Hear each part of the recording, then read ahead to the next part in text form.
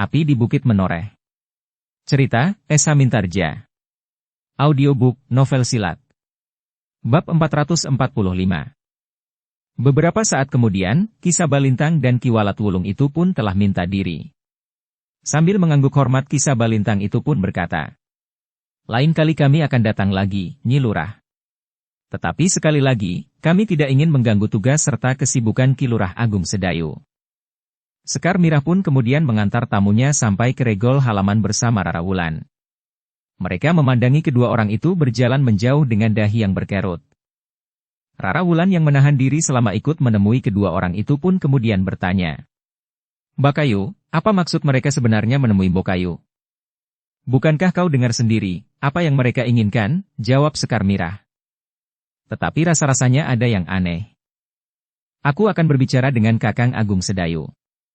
Aku justru merasa kurang senang bahwa Ki Sabalintang mengatakan tidak ingin mengganggu kesibukan Kakang Agung Sedayu. Mungkin aku hanya sekedar berprasangka. Tetapi rasa-rasanya ada niatnya untuk menyeret aku dalam kerja di luar pengetahuan Kakang Agung Sedayu. Aku juga merasakan demikian. Itulah sebabnya aku menganggap orang itu agak aneh.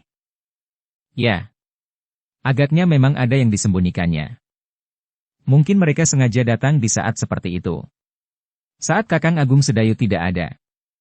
Atau bahkan orang itu tahu bahwa Kakang Gelagah Putih dan Ki Jayaraga juga tidak ada." Sekar Mirah mengangguk-angguk. Katanya, "Untung aku mengajakmu menemuinya, sehingga kau ikut mendengar pembicaraan ini. Agaknya penerimaan kita terhadap sikap orang itu bersamaan." Rara Wulan mengangguk-angguk. Sementara Nyi Lurah Agung Sedayu pun berkata, "Kita menunggu Kakang Agung Sedayu." Meskipun kemudian keduanya telah kembali pada kerja mereka masing-masing, tetapi keduanya masih merenungi sikap dan kata-kata kedua orang tamu itu. Terutama Ki Sabalintang.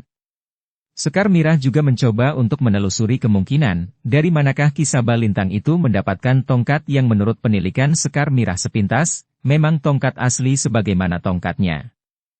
"Ada banyak cara untuk memiliki tongkat itu," berkata Sekar Mirah di dalam hatinya.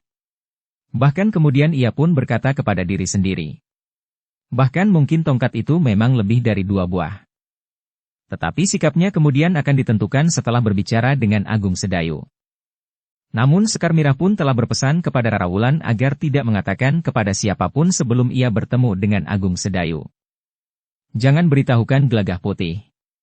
Biarlah ia ikut mendengar bersama Kakang Agung Sedayu sore nanti," pesan Sekar Mirah. Sebenarnya lah Rara Wulan tidak mengatakannya kepada Gelagah Putih, ketika Gelagah Putih pulang dari Banjar. Baru di sore hari, setelah Agung Sedayu beristirahat, mandi dan duduk di serambi, Sekar Mirah yang duduk bersamanya berkata, "Kakang, ada sesuatu yang ingin aku bicarakan." Agung Sedayu mengerutkan dahinya. Nampaknya Sekar Mirah bersungguh-sungguh. Karena itu, Agung Sedayu pun bertanya, "Apa ada persoalan yang penting yang harus segera kita tanggapi?" "Ya, Kakang. Sebaiknya kita berbicara dengan Gelagah Putih dan Rara Wulan." Dahi Agung Sedayu berkerut. Wajahnya pun menjadi bersungguh-sungguh. "Ada apa dengan Gelagah Putih dan Rara Wulan?" Pertanyaan itu mengejutkan Sekar Mirah. Ia segera menyadari arah tanggapan Agung Sedayu. Karena itu dengan serta-merta ia pun menyahut, "Bukan persoalan Gelagah Putih dan Rara Wulan. Tetapi aku ingin keduanya ikut mendengarkan persoalan yang ingin aku sampaikan kepada Kakang." Agung Sedayu menarik nafas dalam-dalam. Katanya, "Baiklah. Aku sudah menjadi berdebar-debar. Sebenarnya lah kita harus semakin memperhatikan mereka. Bagaimanapun juga kita menyadari bahwa keduanya telah dewasa sepenuhnya. Meskipun aku percaya kepada keduanya, bahwa keduanya mempunyai ketahanan jiwani yang teguh, tetapi semakin lama semakin terasa betapa keduanya menuntut segera adanya penyelesaian yang tuntas." Sekar Mirah menarik nafas dalam-dalam. Meskipun demikian ia tidak mau mengecewakan Agung Sedayu. Karena itu, maka katanya, "Ya, Kakang. Kita harus menyisihkan waktu untuk berbicara tentang mereka berdua. Aku akan berbicara dengan Ki Lurah Beranjangan. Ki Lurah itu sudah menjadi semakin tua. Tetapi untungnya Ki Lurah tidak menjadi pikun. Kesadarannya masih tetap segar. Bahkan tubuhnya pun masih nampak sehat dan tegar." Sekar Mirah mengangguk-angguk. Namun kemudian ia pun berkata, "Kakang, selain itu, masih ada satu hal yang ingin aku bicarakan. Meskipun tidak menyangkut langsung Gelagah Putih dan Rara Wulan, aku minta Kakang mengizinkan mereka ikut mendengarkan." Agung Sedayu termangu-mangu. Namun kemudian Agung Sedayu pun berkata, "Sekar Mirah, aku belum mengetahui persoalan apa yang ingin kau katakan. Tetapi jika kau menganggap bahwa sebaiknya keduanya ikut mendengarnya, maka sudah tentu aku tidak akan berkeberatan." "Baiklah Kakang. Aku akan memanggil keduanya." Sejenak kemudian, Gelagah Putih dan Rara Wulan pun telah duduk bersama Agung Sedayu dan Sekar Mirah. Tetapi mereka telah berpindah tempat. Mereka berempat pun kemudian duduk di ruang dalam. Sekar Mirah pun kemudian menceritakan tentang kedua orang tamu yang datang menemuinya sambil membawa tongkat baja putih, sebagaimana dimiliki oleh Sekar Mirah. Agung Sedayu mendengarkan cerita Sekar Mirah itu dengan seksama. Demikian pula Gelagah Putih. "Pada suatu saat, mereka akan datang lagi Kakang," berkata Sekar Mirah kemudian.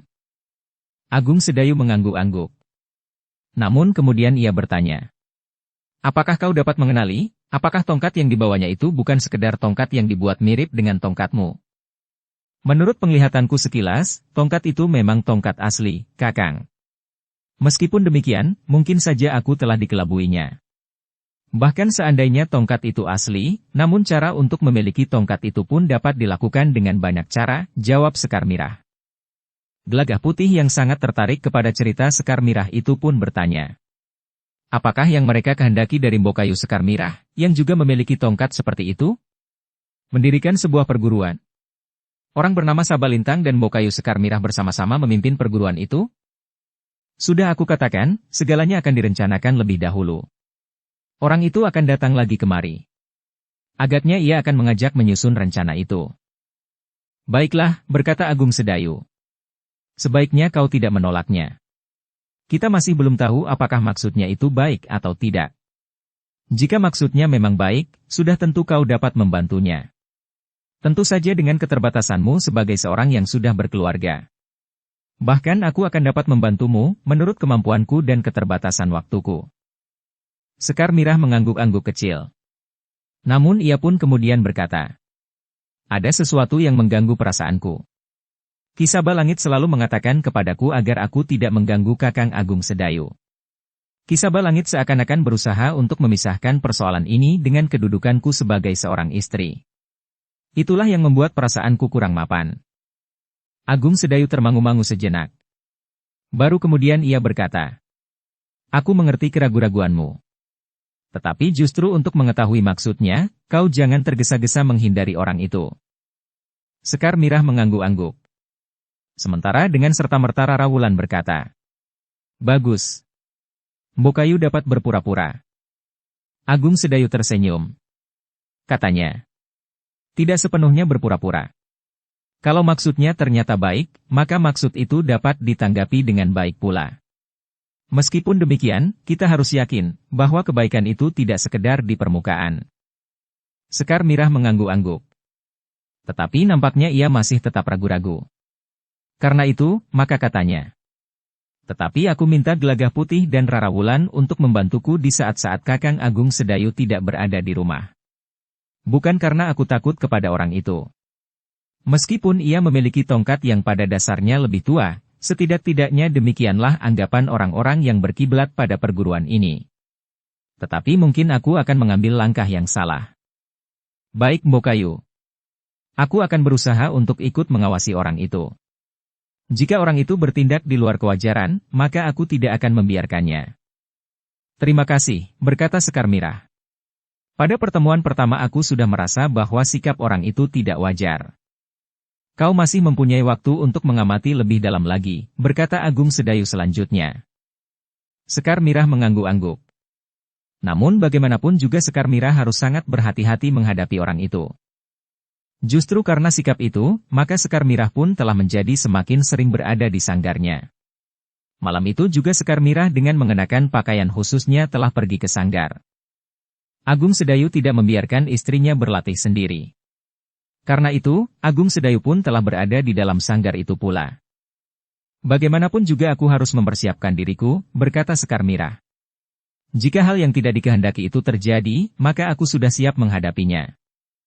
Kau terlalu berprasangka, Mirah, sahut Agung Sedayu. Mungkin, Kakang. Tetapi apa salahnya untuk berhati-hati? Agung Sedayu tersenyum. Katanya. Bagus. Setidak-tidaknya kehadiran orang itu telah mendorongmu untuk berlatih lebih banyak dari sebelumnya. Selama ini aku lebih banyak berada di sanggar untuk kepentingan Rara Wulan, daripada kepentinganku sendiri. Tetapi bagaimanapun juga, ilmumu sudah jauh lebih maju. Kau sudah merambah pada puncak ilmumu sehingga apa yang dapat dilakukan Ki Sumangkar sudah hampir kau kuasai seluruhnya. Kakang ingin menyenangkan hatiku. Aku mempunyai cara lain untuk menyenangkan hatimu.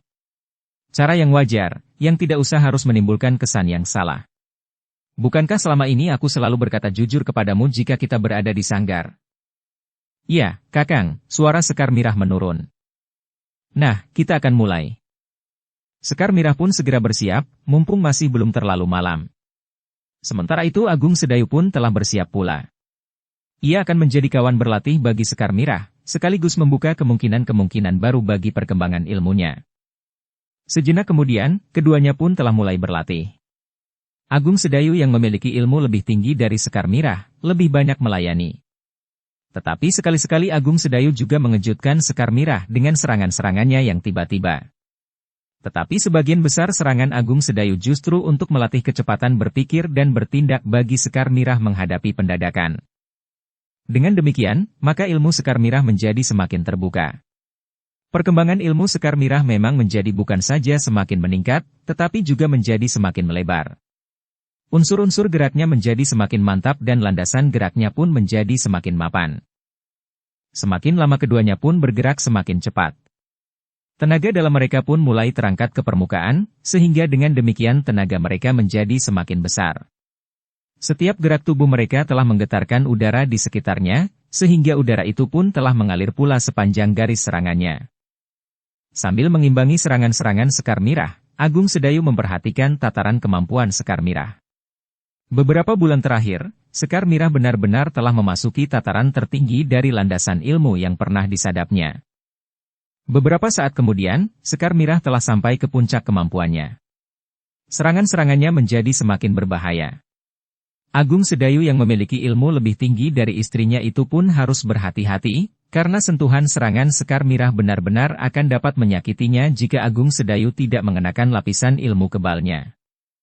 Tetapi Agung Sedayu memang sengaja tidak mempergunakannya.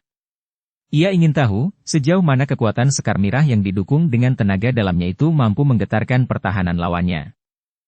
Ternyata Sekar Mirah memang sudah sampai ke puncak. Serangan-serangannya menjadi sangat berbahaya. Ketika serangan Sekar Mirah itu sempat menyentuh pundak Agung Sedayu, maka pundak itu benar-benar terasa menjadi nyeri. Namun demikian, sekali-sekali Agung Sedayu juga mengenainya.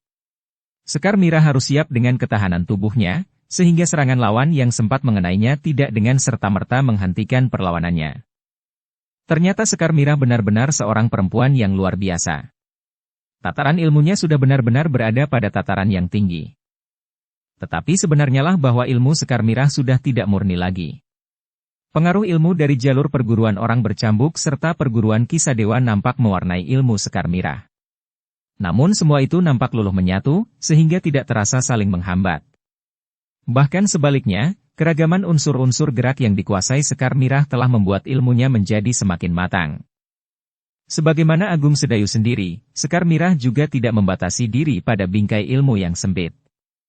Tetapi ilmu dari jalur perguruan yang manapun, jika watak dan sifatnya sesuai, akan dapat menjadi bahan untuk menyempurnakan ilmunya. Agung Sedayu tidak menganggap bahwa cara itu menunjukkan ketidaksetiaannya kepada perguruan yang dianutnya, tetapi Kiai Gringsing sendiri pernah berkata, "Jangan berpandangan sempit. Setiap orang berhak meningkatkan ilmunya dengan cara yang paling sesuai dengan orang itu sendiri. Jika tidak demikian, maka ilmu kanuragan akan sampai ke batas dan tidak akan dapat berkembang lagi." Menerapkan unsur-unsur dari jalur perguruan lain bukan merupakan pertanda ketidaksetiaan, tetapi justru akan dapat mengembangkan ilmu itu sendiri.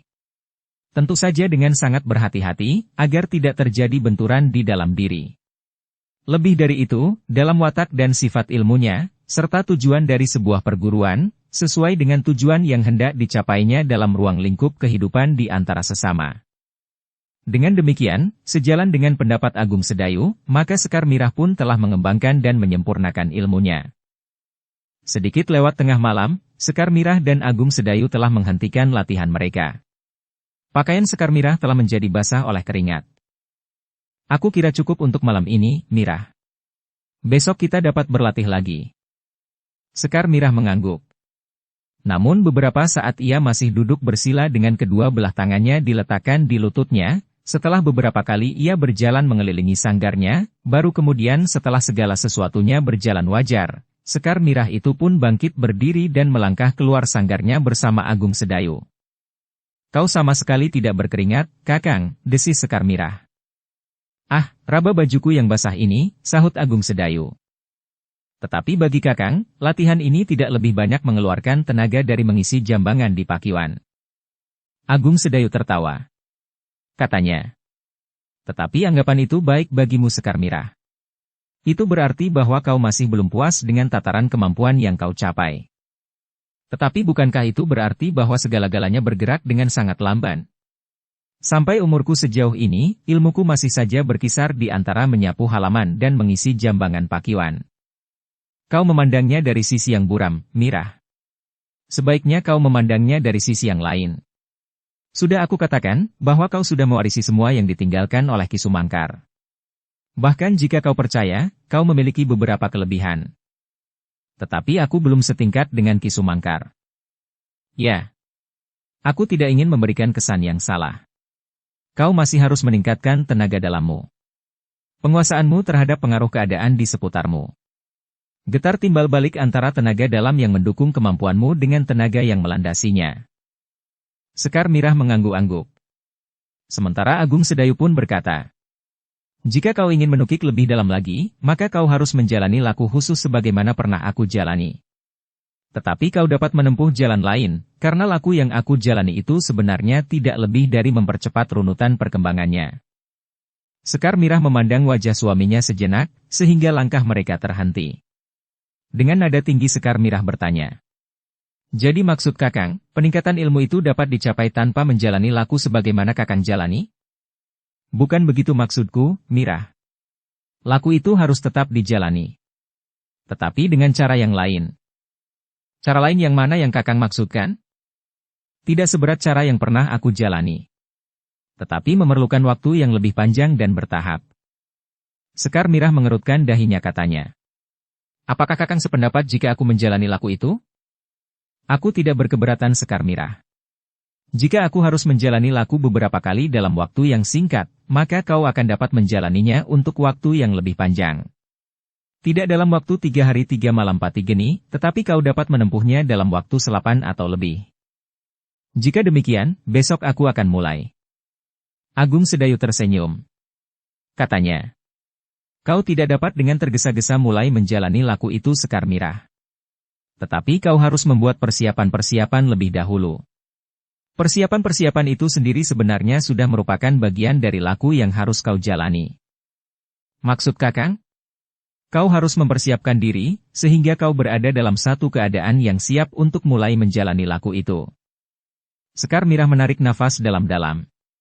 Katanya. Itu pun merupakan laku yang harus aku jalani.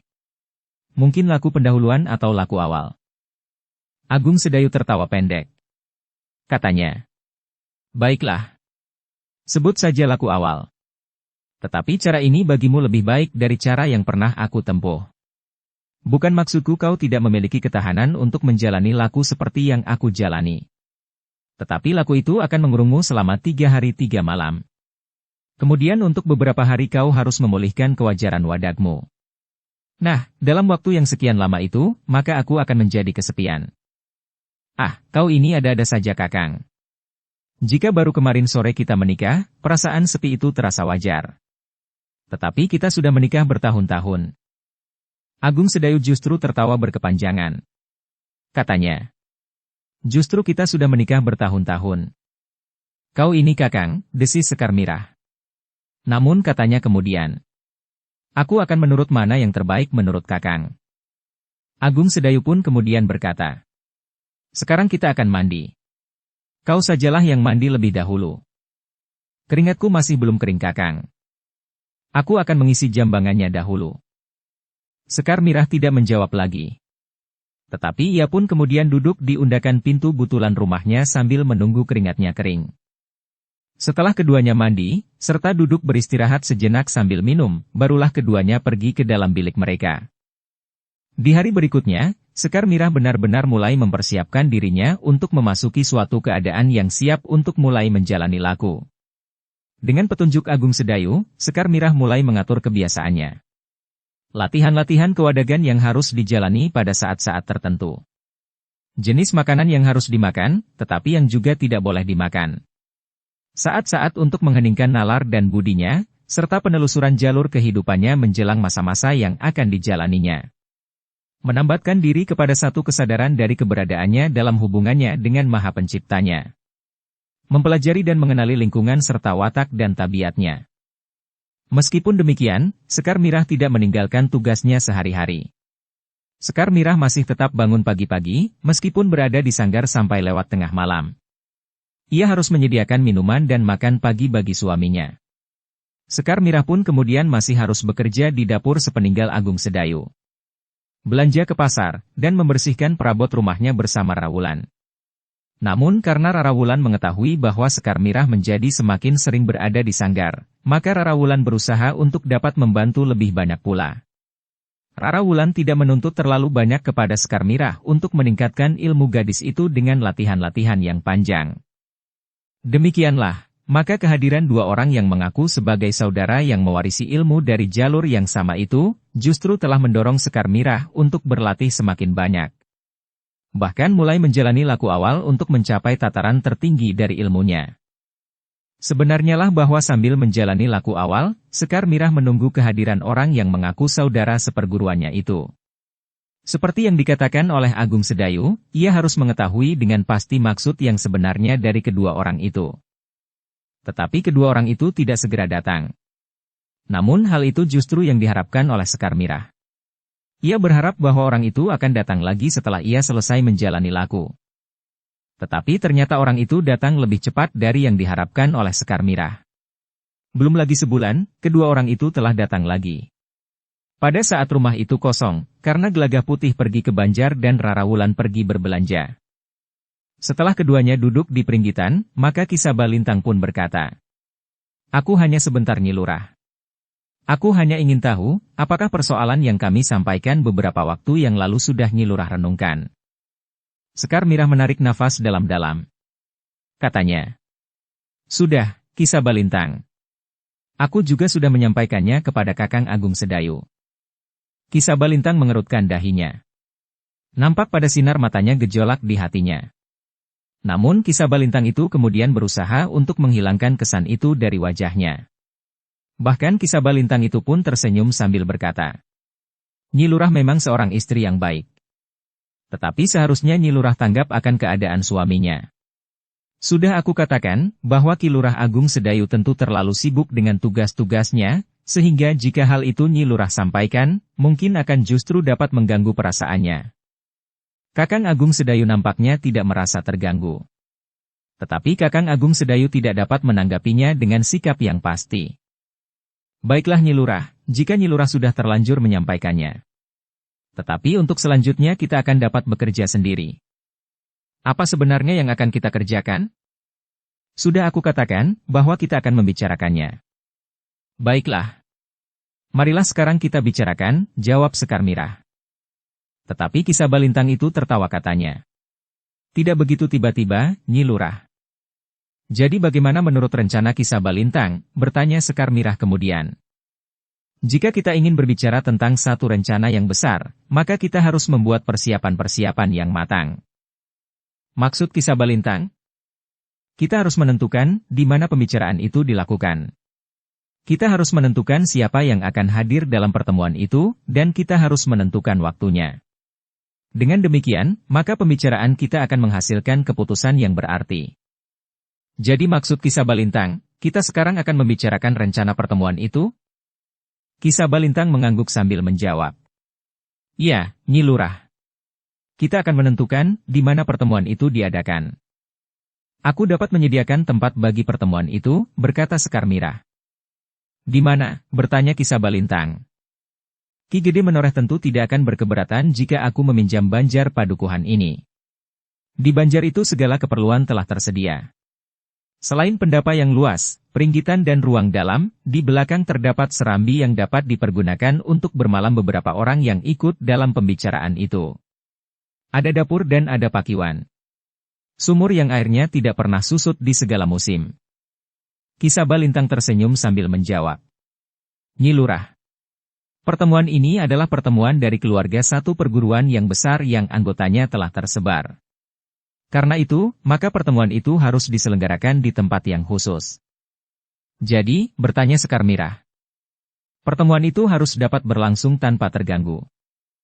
Lalu pertemuan semacam itu dapat dilakukan di mana menurut Ki Sabalintang? Kita harus memilih tempat terbaik, Nyi Lurah. Tempat terbaik itu di mana? Desak Sekar Mirah. Beberapa orang terpenting dari perguruan kita berada di kaki Gunung Kendeng, Nyi Lurah. Kaki Gunung Kendeng? Jadi pertemuan itu akan dilakukan di kaki Gunung Kendeng? Salah satu di antara beberapa tempat yang dapat dipilih, jawab Ki Sabalintang. Selain di kaki Gunung Kendeng? Jika tidak di kaki Gunung Kendeng, pertemuan itu dapat dilakukan di Anggebayan, di kaki Gunung Kukusan. Di sana ada 1-2 orang saudara kita yang berpengaruh. Sekar Mirah termangu-mangu sejenak. Dengan nada berat ia pun bertanya. Selain kedua tempat itu? Tidak jauh dari Anggebayan, di ujung Kali Geduang. Siapa yang tinggal di sana? Seorang saudara kita tinggal di tempat itu. Ki Sabalintang.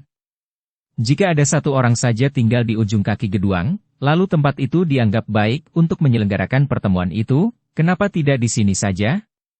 Di sini ada aku. Aku tentu lebih berharga bagi perguruan ini daripada orang yang tinggal di ujung Kali Geduang. Orang itu terhitung salah seorang terpenting dari perguruan kita, Nyi Lurah. Jika demikian, apa artinya tongkat yang ada padaku? Menurut Ki Sabalintang, justru karena aku memiliki tongkat itu, maka aku adalah salah satu dari orang terpenting dari perguruan kita. Sedangkan satu lagi tongkat itu ada pada Ki Sabalintang. Wajah Ki Sabalintang menegang sejenak. Sementara itu, Ki Walat Wulung pun berkata, orang yang tinggal di ujung Kali Geduang itu adalah seorang yang akan dapat ikut menentukan masa depan perguruan kita. Jika pertemuan itu diselenggarakan dekat dengan tempat tinggalnya, maka ia akan tidak berkeberatan untuk datang. Aku berkeberatan, berkata Sekar Mirah. Aku minta pertemuan ini diselenggarakan di sini. Ingat, aku adalah orang terpenting dari perguruan ini di samping Ki Sabalintang. Kalian tidak dapat menentukan lain. Jika aku dan Ki Sabalintang tidak menemukan kesepakatan, maka aku tidak akan ikut campur. Jangan begitu, Nyi Lurah, berkata Ki Sabalintang. Kita memang sedang melakukan penjajagan-penjajagan. Karena itu, kita akan dapat membicarakannya. Jika Ki Sabalintang mengakui bahwa aku, Sekar Mirah, salah seorang pewaris tongkat pertanda perguruan kita, maka Ki Sabalintang harus mengakui bahwa kedudukanku lebih penting dari orang yang tinggal di ujung Kali Geduang itu. Aku juga mempunyai kedudukan lebih penting dari orang yang tinggal di kaki Gunung Kemukus, atau yang tinggal di kaki Gunung Kendeng. Ki Sabalintang menarik nafas dalam-dalam. Katanya, aku mohon Nyi Lurah merenungkannya. Segala sesuatunya itu kita lakukan untuk kepentingan perguruan kita.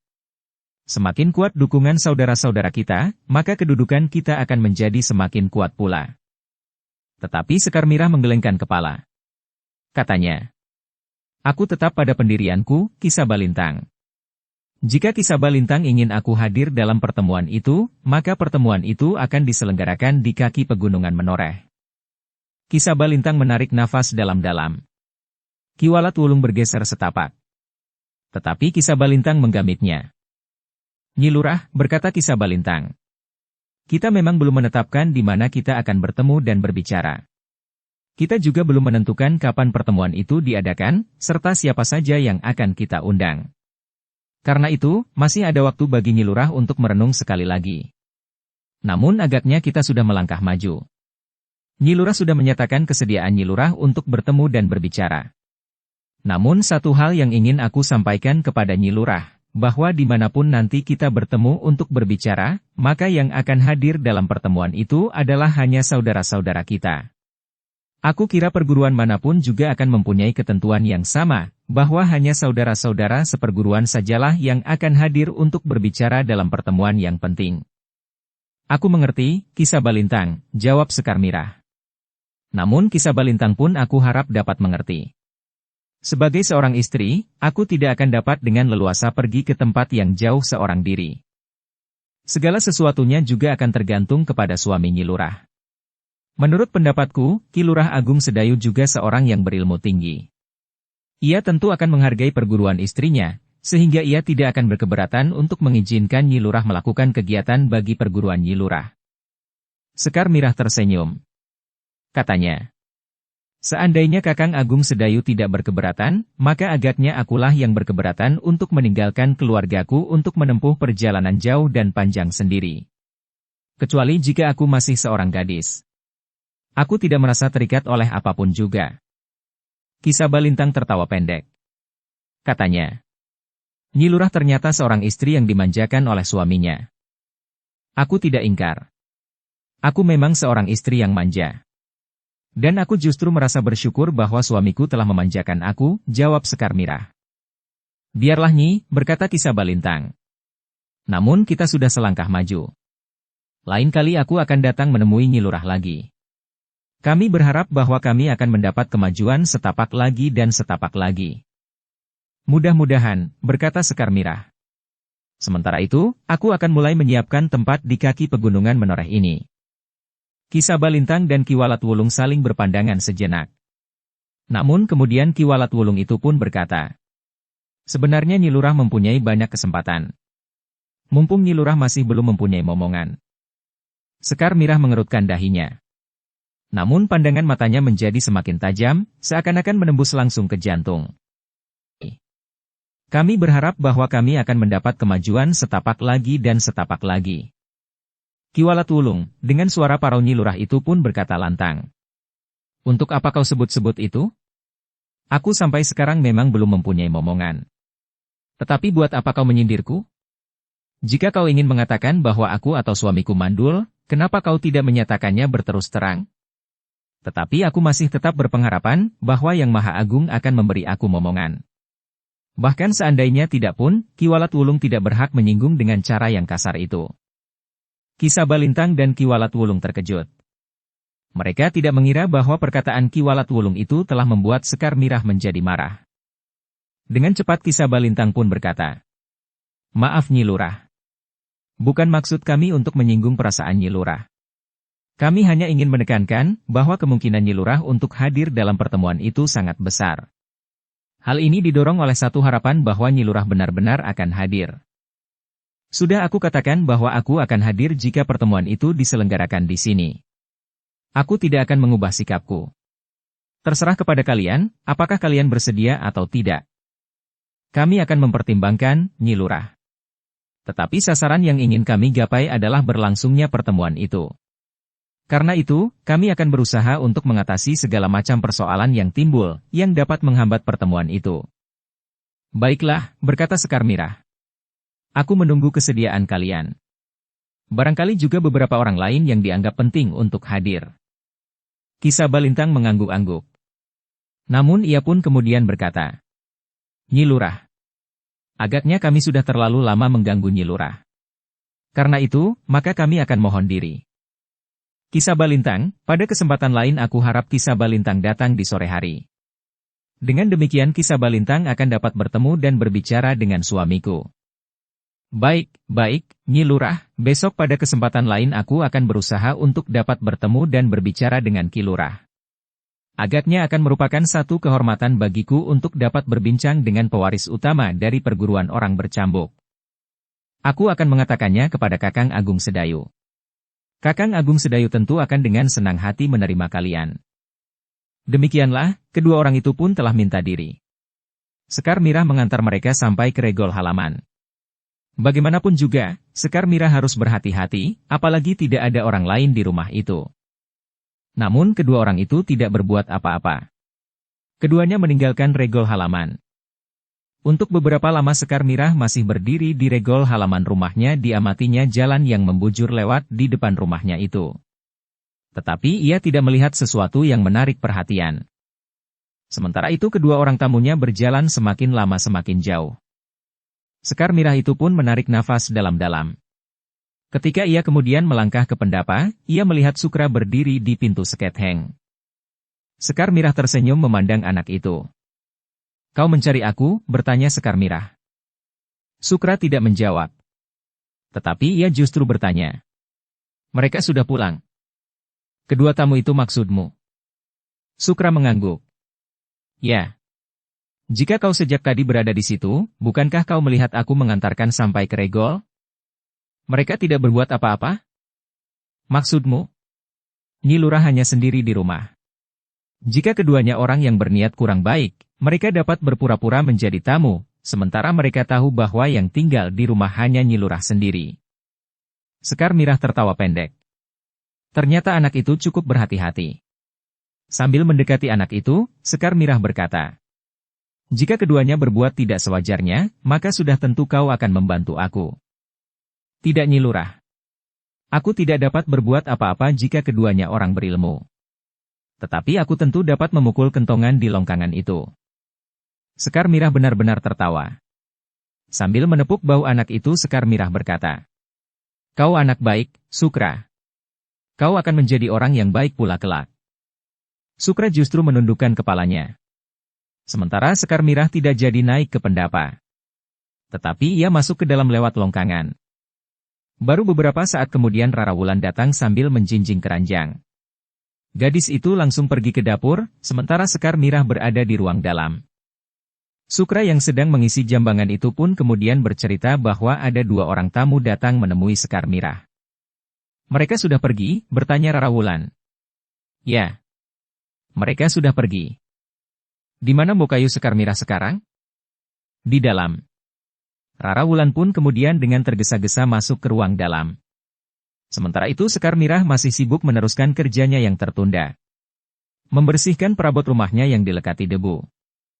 "Apakah yang datang kemari Kisah Balintang dan Kiwalat Wulung itu lagi, Bokayu?" bertanya Rara Wulan. Sekar Mirah mengangguk. Katanya, "Ya. Mereka berdua." "Bukankah mereka tidak mengganggu Bokayu?" Sekar Mirah tersenyum. Sambil menggeleng ia berkata, "Tidak. Seperti kedatangannya yang pertama, mereka menawarkan sebuah pertemuan." "Sebuah pertemuan? Kapan dan di mana?" Sekar Mirah pun kemudian menceritakan pembicaraannya dengan kedua orang itu. Sekar Mirah pun menceritakan sikapnya pula. "Aku sependapat. Jika pertemuan itu diselenggarakan di sini, Bokayu tidak usah pergi jauh yang tentu memerlukan waktu berhari-hari. Kita belum tahu sifat dan watak orang-orang yang akan datang berkumpul itu. Jika mereka datang kemari, maka mereka akan dapat diawasi." Sekar Mirah mengangguk-angguk. Katanya, "Mereka masih akan datang lagi. Aku sudah minta agar mereka datang di saat Kakang Agung Sedayu ada di rumah." Rara Wulan mengangguk-angguk.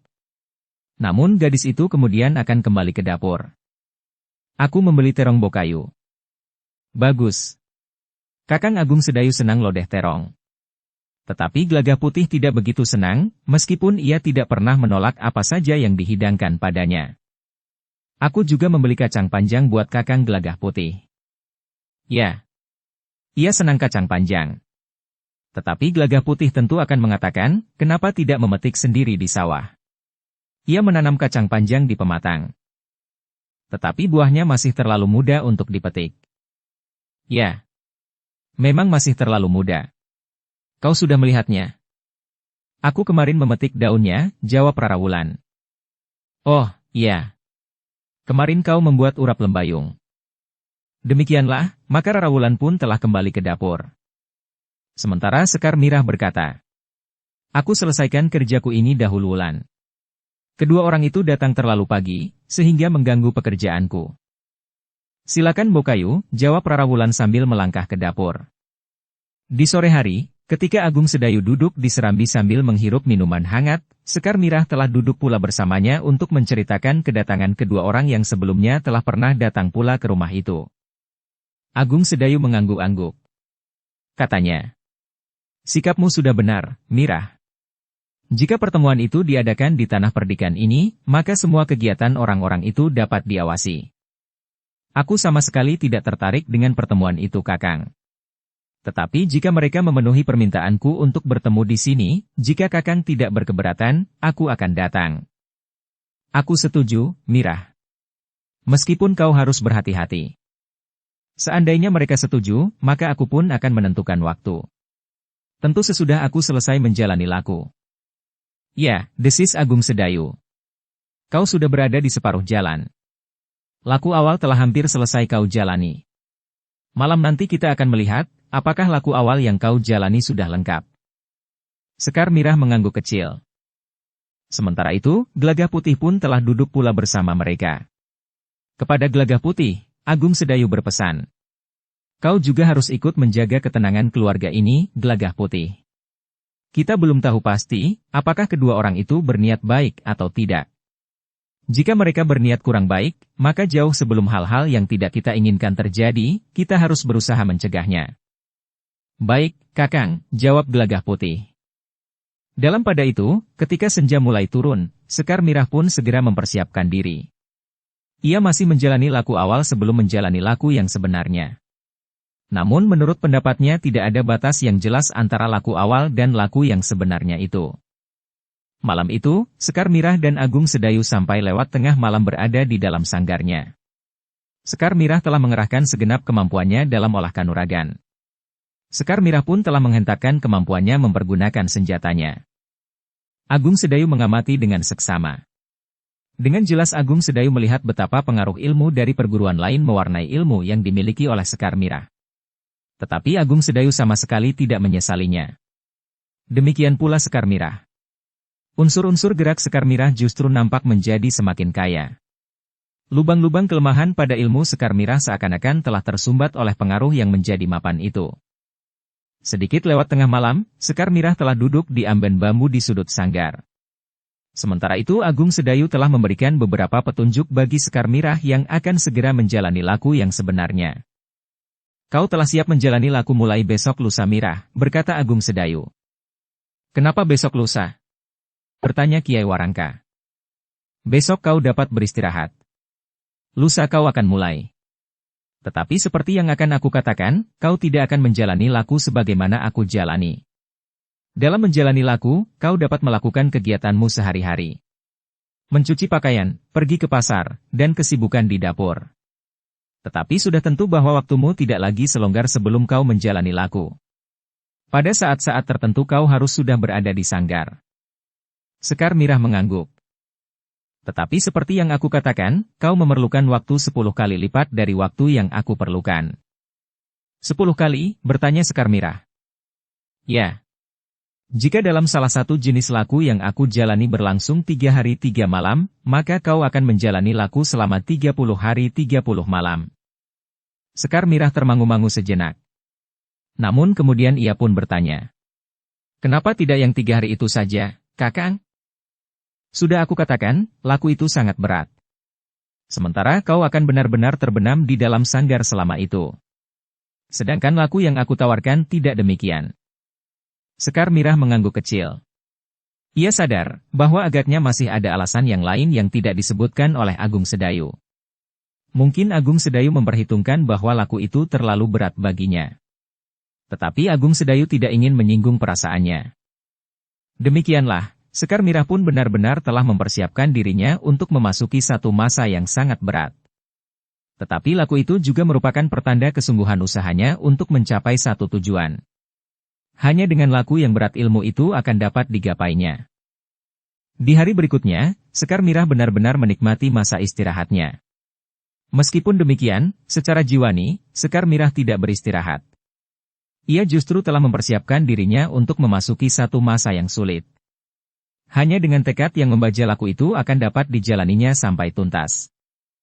Hari pun rasa-rasanya berjalan dengan lambat. Sekar Mirah memang lebih banyak berada di sanggarnya daripada di luar sanggar. Sekar Mirah tidak lagi mempunyai waktu untuk membimbing Rata Wulan. Tetapi untuk mengisi waktu, Rara Wulan selalu berlatih dengan Gelagah Putih. Ternyata latihan-latihan itu pun banyak memberikan arti bagi kemajuan ilmu Rara Wulan. Wawasannya menjadi semakin luas. Kecepatannya menanggapi keadaan pun menjadi semakin tinggi. Selain itu, latihan-latihan itu sendiri telah meningkatkan ketahanan tubuh Rara Wulan itu pula. Hari dan hari pun telah dilalui. Laku yang dijalani Sekar Mirah pun menjadi semakin panjang. Sementara ilmunya pun menjadi semakin meningkat. Di saat Sekar Mirah menjalani laku, maka ia pun telah melupakan segala-galanya. Bahkan Sekar Mirah tidak ingat lagi bahwa dua orang pada suatu saat akan datang menemuinya untuk berbicara tentang pertemuan yang akan diselenggarakan, menghimpun kembali kekuatan dari sebuah perguruan yang seakan-akan telah dilupakan orang. Meskipun di pagi hari Sekar Mirah masih mempunyai waktu untuk melakukan kegiatannya sehari-hari, tetapi sebenarnya lah waktunya sangat terbatas. Rara Wulanlah yang seakan-akan telah mengambil alih semuanya. Namun Rara Wulan pun telah menjadi terampil pula.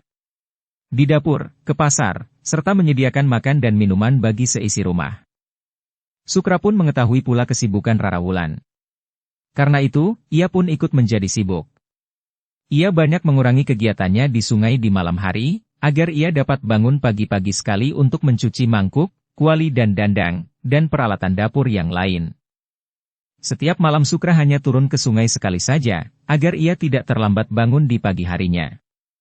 Dengan tekun dan dengan kesungguhan hati Sekar Mirah menjalani laku yang berat itu. Tetapi karena jiwanya yang bergelora, maka segala hambatan dapat diatasinya. Karena itu, maka setapak demi setapak Sekar Mirah pun telah memanjat sampai ke puncak. Agung Sedayu yang membimbing Sekar Mirah mencapai tataran tertinggi dari ilmunya, merasa kagum atas kemauan Sekar Mirah. Nampaknya kedatangan orang yang mengaku saudara seperguruannya itu benar-benar mendorongnya untuk benar-benar pantas disebut sebagai salah satu dari dua orang terbesar di lingkungan perguruannya.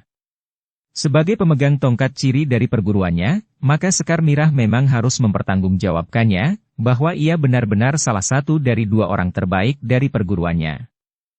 Sebenarnya lah bahwa Agung Sedayu sendiri adalah bukan orang dari jalur perguruan yang sama dengan Sekar Mirah.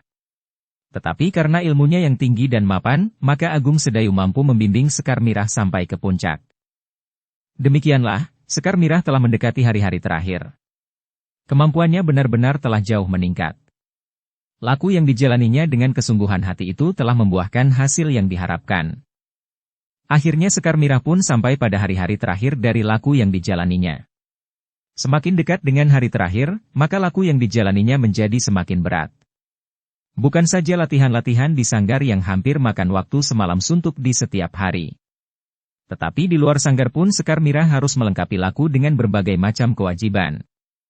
Sementara itu di siang hari, Sekar Mirah pun mempunyai kewajiban untuk berada di dalam sanggar seorang diri. Agung Sedayu sudah memberikan beberapa petunjuk, apa yang harus dilakukannya, sehingga dapat mendukung pembajaan diri yang dilakukan di dalam sanggar. Ketika Sekar Mirah kemudian sampai di hari terakhir, maka Agung Sedayu telah minta kepadanya untuk mempersiapkan diri sebaik-baiknya. Besok sejak dini hari, kau akan berada di sanggar. Aku sudah memberitahukan kepada para pemimpin kelompok di Baraku, bahwa aku tidak datang. Maksud Kakang besok akan berada di rumah sehari penuh? Bukan hanya di rumah sehari penuh. Tetapi seperti aku katakan, kita akan berada di sanggar sejak dini hari. Wajah Sekar Mirah menjadi cerah. Betapapun wajahnya nampak letih, namun tekadnya yang membara di hatinya, membuatnya tetap tegar menghadapi laku yang betapapun beratnya. Apalagi Sekar Mirah tahu bahwa ia sudah berada di ujung keberhasilan. Berdoalah, berkata Agung Sedayu. Mudah-mudahan kau dapat melampaui hari terakhirmu dengan baik. Sekar Mirah mengangguk. Tetapi wajahnya nampak bersungguh-sungguh. Malam itu, Sekar Mirah justru tidak berada di sanggar. Ia harus mempersiapkan dirinya untuk menjalani laku di hari terakhir, mulai dini hari. Menjelang tengah malam, Sekar Mirah telah bersiap. Seperti yang dikatakan oleh Agung Sedayu, maka Sekar Mirah pun telah makan sebuah pisang koja. Minum air putih semangkuk. Kemudian Sekar Mirah pun telah melakukan segala kewajibannya menjelang saat ia memasuki sanggar. Sebelum fajar, Sekar Mirah dan Agung Sedayu telah berada di sanggar. Beberapa saat keduanya mempersiapkan badan dan jiwanya. Mereka memohon bimbingan kepada Yang Maha Agung untuk menjalani laku di hari terakhir bagi Sekar Mirah. Tepat pada saat matahari terbit, Ketika sinarnya yang kekuning-kuningan mulai meraba dinding, maka Sekar Mirah pun segera mulai dengan puncak laku yang harus dijalaninya. Ternyata bukan hanya Sekar Mirah sajalah yang harus memusatkan segala nalar budinya. Agung Sedayu pun harus melakukannya pula. Bahkan Gelagah Putih dan Rara Wulan pun menjadi tegang pula. Mereka seakan-akan ikut hanyut ke dalam puncak laku yang sedang dijalani oleh Sekar Mirah itu. Sehari itu Sekar Mirah dan Agung Sedayu sama sekali tidak keluar dari sanggar. Sampai matahari merunduk dan menyusup cakrawala. Sukra yang menyalakan lampu di dalam rumah, di Pendapa dan Gandok, bertanya kepada Gelagah Putih. Apakah aku juga harus menyalakan lampu di dalam sanggar? Jangan masuk, jawab Gelagah Putih. Jadi, apakah kita biarkan saja sanggar itu tetap gelap? Jika Kakang Agung Sedayu nanti memerintahkan untuk menyalakan lampu di sanggar, barulah kau menyalakannya. Sukra mengangguk-angguk. Tetapi ia pun kemudian pergi ke dapur. Sedangkan Gelagah Putih dan Rara Wulan duduk di serambi belakang sambil mengamati pintu sanggar yang berada di halaman belakang. Tetapi pintu sanggar itu masih belum terbuka ketika gelap malam mulai turun. Gelagah Putihlah yang kemudian menyalakan lampu di sudut luar sanggar, dekat dengan pintu sanggar yang tertutup. Namun kemudian Gelagah Putih dan Rara Wulan melihat lewat sela-sela dinding, cahaya lampu di dalam sanggar. Agaknya Agung Sedayu sendiri telah menyalakan lampu di dalam sanggar. Namun dengan demikian, Gelagah Putih dan Rara Wulan menduga bahwa keduanya tentu tidak akan segera keluar dari dalam sanggar itu meskipun malam telah turun.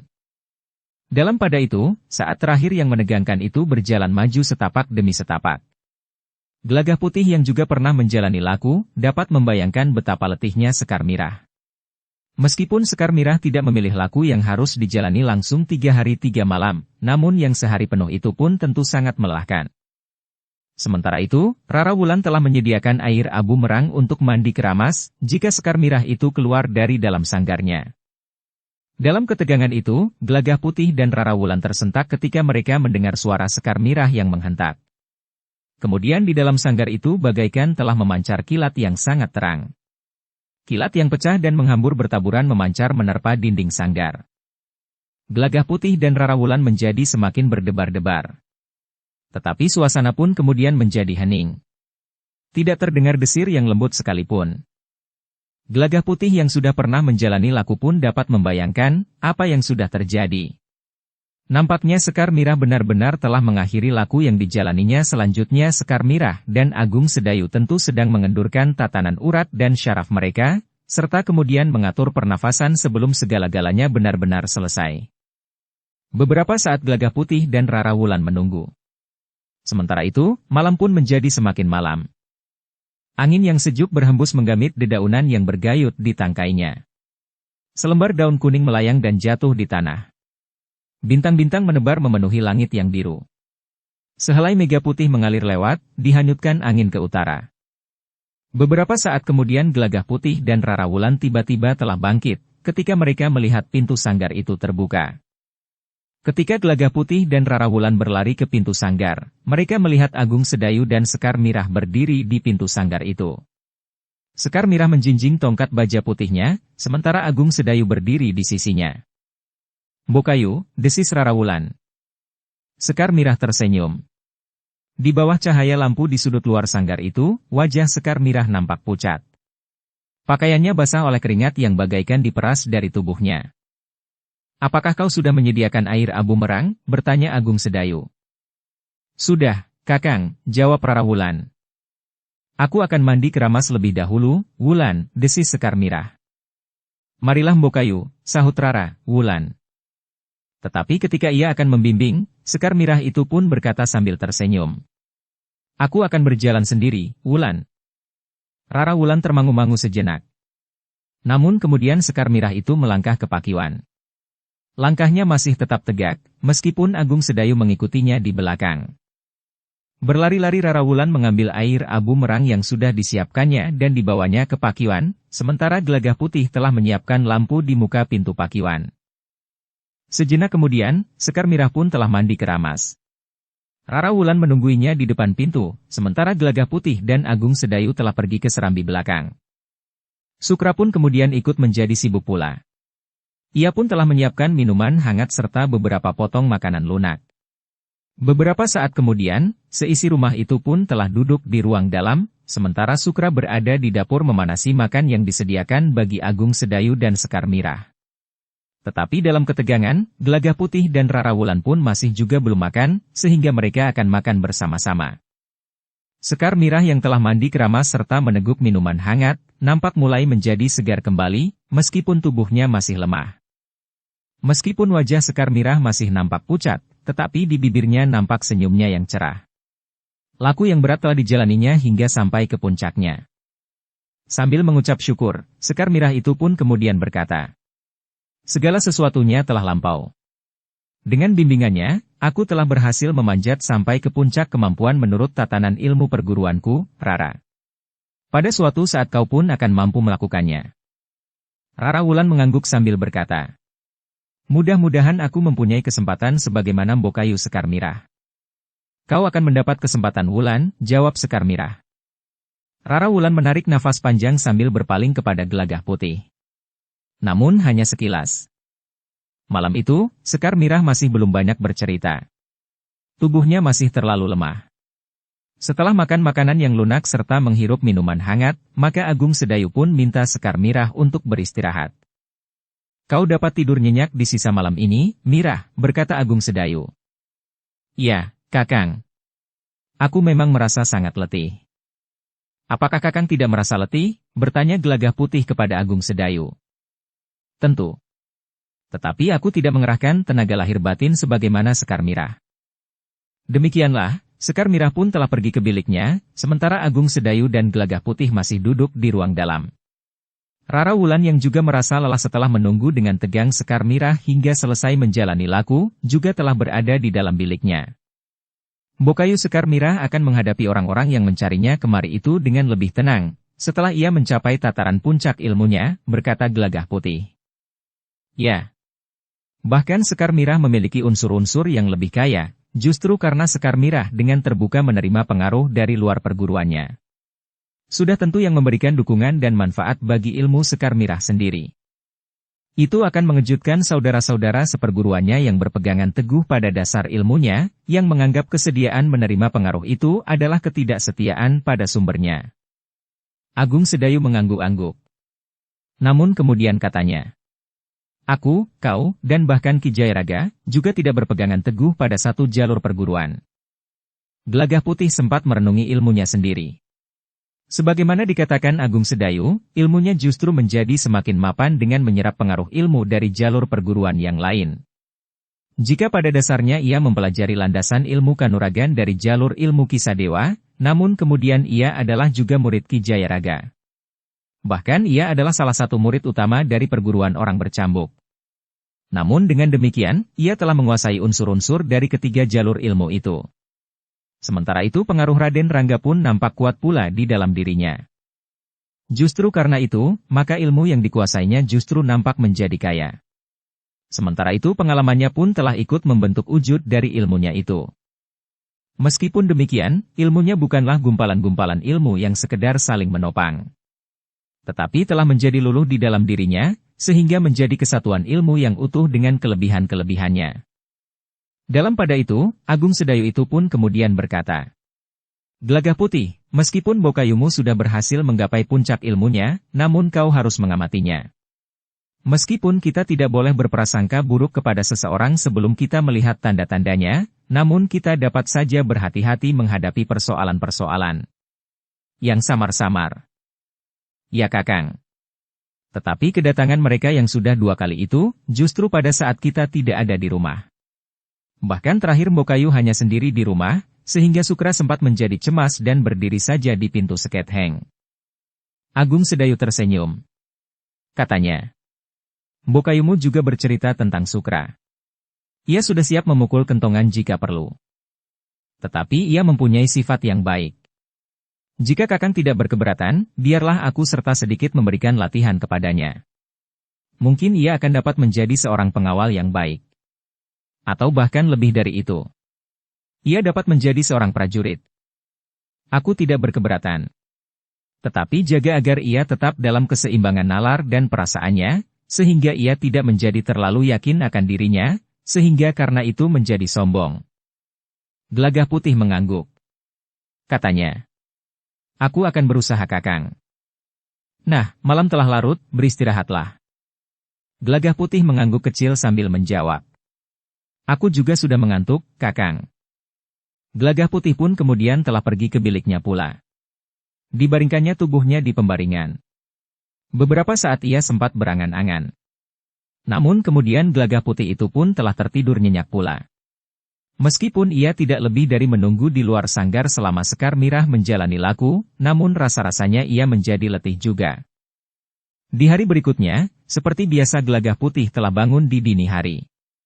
Seperti biasa ia pun segera melakukan kewajiban-kewajibannya. "Sebaiknya Mokayu beristirahat saja dahulu. Biarlah aku selesaikan pekerjaan di dapur bersama Sukra," berkata Rara Wulan. "Aku sudah hampir pulih, Rara. Jika aku duduk saja tanpa berbuat apa-apa, maka justru akan merasa tubuhku lemah." Rara Wulan tidak dapat mencegah Sekar Mirah yang ikut sibuk di dapur, karena Sekar Mirah sendiri menghendakinya. Sementara itu Sukra dan Gelagah Putih telah sibuk mengisi gentong di dapur. Gelagah Putih yang menimba air, sementara Sukra yang membawa kelenting yang telah penuh air ke dapur. Tetapi Sukra tidak mau membawa kelenting di lambungnya seperti kebanyakan yang dilakukan oleh perempuan. Tetapi Sukra membawa kelenting di atas kepalanya. Ketika Agung Sedayu sudah selesai berbenah diri, ia pun duduk di ruang dalam bersama dengan Sekar Mirah. Sambil menghirup minuman hangat Agung Sedayu pun berkata, "Kau masih harus banyak beristirahat. Ketahanan tubuhmu memang luar biasa. Meskipun demikian, jangan memaksa diri. Besok kau tentu sudah pulih kembali." Sekar Mirah mengangguk kecil sambil tersenyum. "Aku nanti akan tidur sampai sore." Agung Sedayu pun tertawa pula. Katanya, "Biarlah Gelagah Putih tetap berada di rumah hari ini." "Ya, Kakang," jawab Sekar Mirah. Sejenak kemudian, Agung Sedayu telah siap untuk berangkat ke baraknya. Seperti kepada Sekar Mirah, Agung Sedayu pun berpesan pula kepada Gelagah Putih agar ia tidak pergi kemana-mana hari itu, karena Sekar Mirah belum pulih sepenuhnya. "Besok, Mbokayumu tentu sudah pulih kembali. Ia memiliki ketahanan badan yang luar biasa. Apalagi setelah terlatih dengan baik." "Baik, Kakang." Gelagah Putih mengangguk. "Hari ini aku akan tinggal di rumah saja." Sebenarnya lah bahwa hari itu Gelagah Putih tidak pergi ke Banjar. Tidak pula pergi ke rumah Ki Gede, atau bersama Prastawa pergi ke padukuhan-padukuhan. Tetapi sehari penuh Gelagah Putih berada di rumah. Ia ikut membelah kayu bakar dengan kapak. Gelagah Putih pun ikut membuat tempat pembuangan sampah di halaman belakang, karena yang sudah ada sudah hampir penuh. Ketika Gelagah Putih duduk di serambi belakang sambil mengusap keringatnya, kemudian menghirup air kendi yang segar, Sukra pun mendekatinya sambil berkata, "Jika kau setiap hari berada di rumah, aku tentu merasa senang." Gelagah Putih tertawa. Katanya, "Hanya hari ini.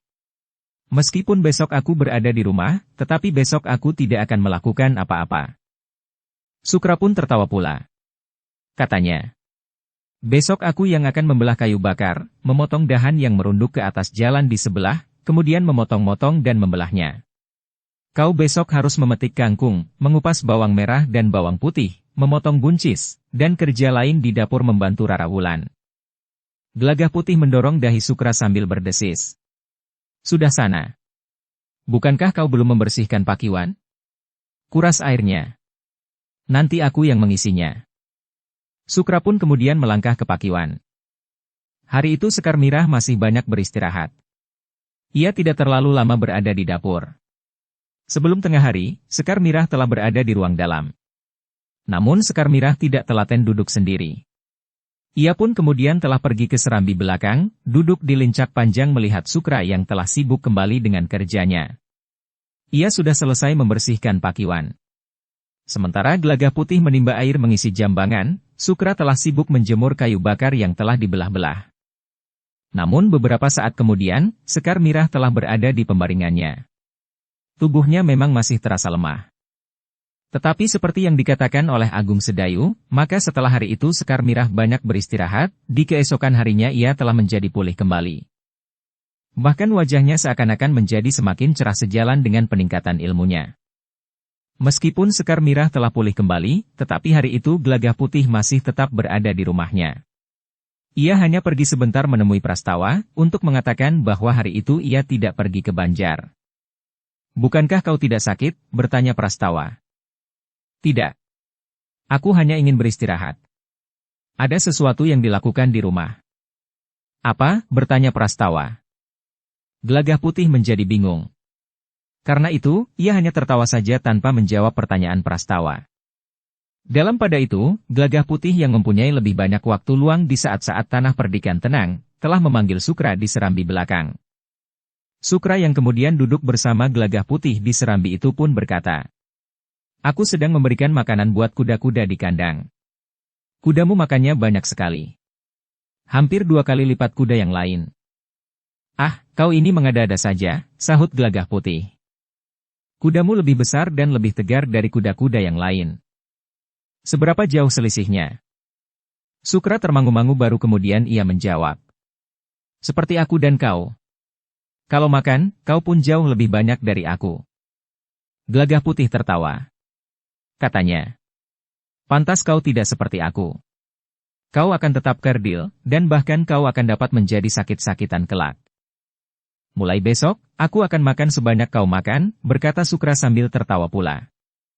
"Sudahlah," berkata Gelagah Putih. "Duduklah. Kita akan berbicara bersungguh-sungguh." "Tentang apa?" "Kita akan meningkatkan latihan-latihan kita. Untuk beberapa saat ini aku tidak mempunyai tugas-tugas penting, sehingga waktuku agak longgar. Beberapa saat yang lalu, kau juga berkata begitu. Tetapi kau bahkan pergi ke padepokan yang sedang kalut itu. Tetapi sekarang persoalan itu sudah selesai. Para pemimpinnya sudah menemukan kata sepakat. Tetapi sebentar lagi tentu ada persoalan baru. Mudah-mudahan tidak. Nampaknya yang akan menjadi pusat persoalannya sekarang adalah Nyi Lurah Agung Sedayu." "Kenapa?" bertanya Sukra. "Kedua orang yang datang itu nampaknya orang-orang aneh. Tidak seperti tetangga-tetangga kita." Gelagah Putih tersenyum. Katanya, "Mereka adalah orang-orang berilmu tinggi. Ki Lurah juga berilmu tinggi. Tetapi sikapnya wajar. Tidak berbeda dengan tetangga-tetangga kita yang tidak berilmu tinggi." Sukra seakan-akan hanya sekedar bergumam bagi dirinya sendiri. "Sudahlah. Selagi ada waktu," berkata Gelagah Putih kemudian. "Sebaiknya kau tidak usah turun ke sungai. Berikan pliridanmu kepada salah seorang kawanmu." Sukra mengerutkan dahinya katanya. "Pliridan itu memberikan kewajiban yang khusus bagiku. Ada keterikatan, sehingga aku seakan-akan harus melaksanakannya pada waktu-waktu yang sudah ditentukan. Tanpa pliridan itu, aku akan menjadi sangat malas.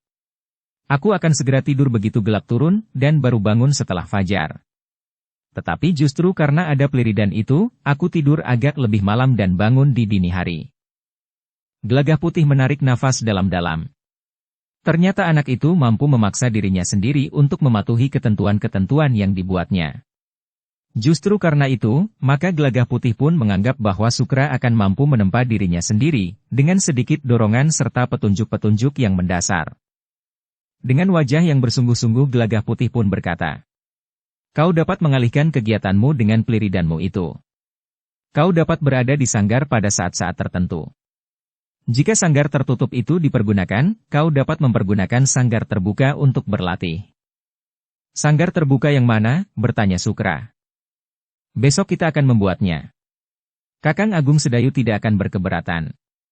Kita akan memotong bambu, beberapa batang kayu dan sebatang pohon kelapa." Sukra mengangguk-angguk kecil. Ia sudah terlalu sering berada di dalam sanggar, sehingga ia mengetahui apa saja yang ada di dalamnya.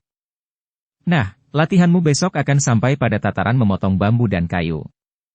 Bukankah kau sudah mempunyai bentuk mula dari sanggar di sudut kebun belakang itu? Kita tinggal melengkapinya besok." "Baru sebuah palang bambu yang ada di sana," berkata Sukra. "Nah, jika kau setuju, hari ini kau dapat menyerahkan pliridanmu kepada salah seorang kawanmu. Anak itu tentu akan senang menerimanya. Aku tidak akan memberikannya. Aku hanya akan meminjamkannya untuk waktu yang tidak terbatas." "Kau memang kikir." Sukra mengerutkan dahinya. Tetapi ia tidak menjawab. "Nah, sudahlah. Pembicaraan kita sudah selesai," berkata Gelagah Putih.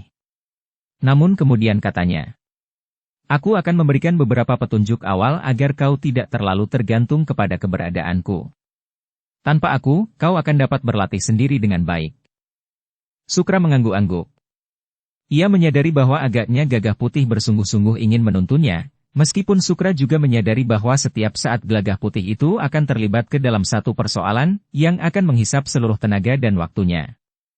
Namun mumpung ada kesempatan, betapapun kecilnya, akan dapat dimanfaatkannya sebaik-baiknya.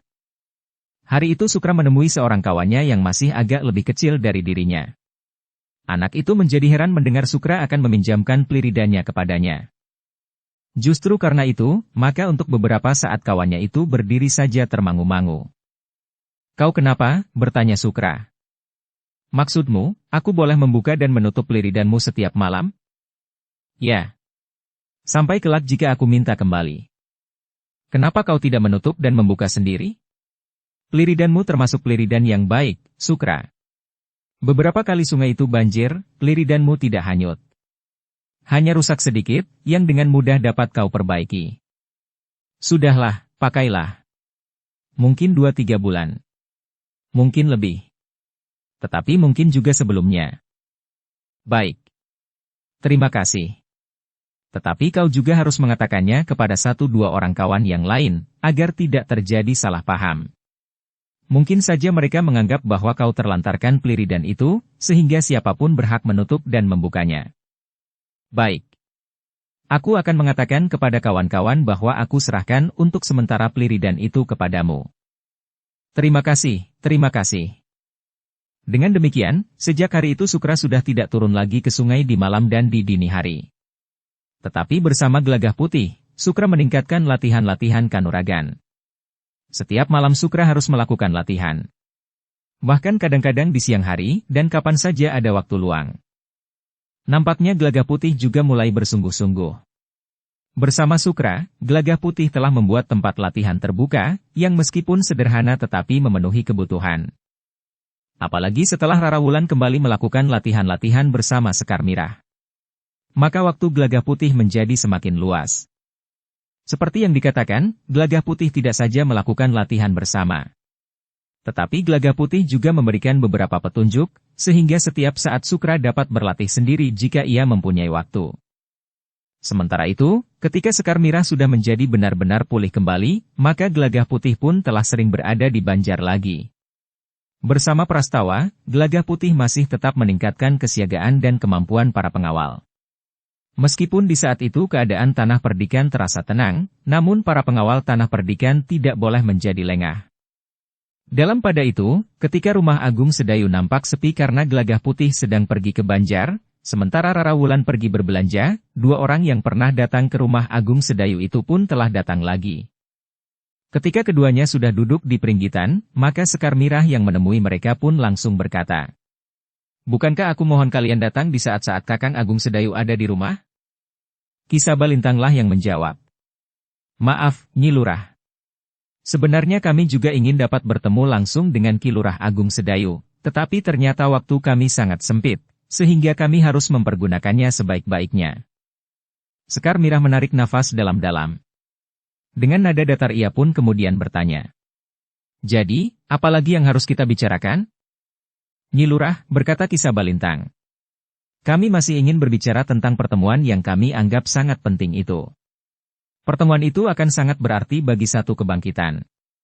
Perguruan kita selama ini telah tertidur nyenyak." "Aku mengerti," jawab Sekar Mirah. "Jika demikian, maka marilah kita sepakat untuk memutuskan bahwa pertemuan itu harus berlangsung." "Maksud Ki Sabalintang?" bertanya Sekar Mirah. "Maksudku, marilah kita bertekad dan berjanji, apapun hambatannya, pertemuan itu harus dapat dilangsungkan." "Ki Sabalintang," sahut Sekar Mirah. Ia harus berhati-hati menanggapi persoalan-persoalan yang diajukan oleh Ki Sabalintang. Karena itu, maka ia pun berkata selanjutnya, "Aku setuju pertemuan itu dilaksanakan. Tetapi bukan berarti bahwa aku harus tunduk kepada kalian, apapun syaratnya. Katakanlah, mengenai tempat misalnya. Juga mengenai waktu. Kita belum berbicara tentang tempat dan waktu, Nyi Lurah. Kita baru sampai pada landasan pikiran, bahwa pertemuan itu harus berlangsung apapun hambatannya." Kita bertekad untuk mengatasi semua hambatan. Jika perlu, kita harus mengorbankan kepentingan pribadi kita masing-masing. Ternyata Sekar Mirah menggelengkan kepalanya. Katanya, apakah kita harus memperbaharui pembicaraan kita? Aku sudah mengatakan bahwa aku tidak akan dapat ikut dalam pertemuan itu, jika pertemuan itu diselenggarakan di luar tanah perdikan menoreh ini. Jangan mulai dari sana, Nyi Lurah.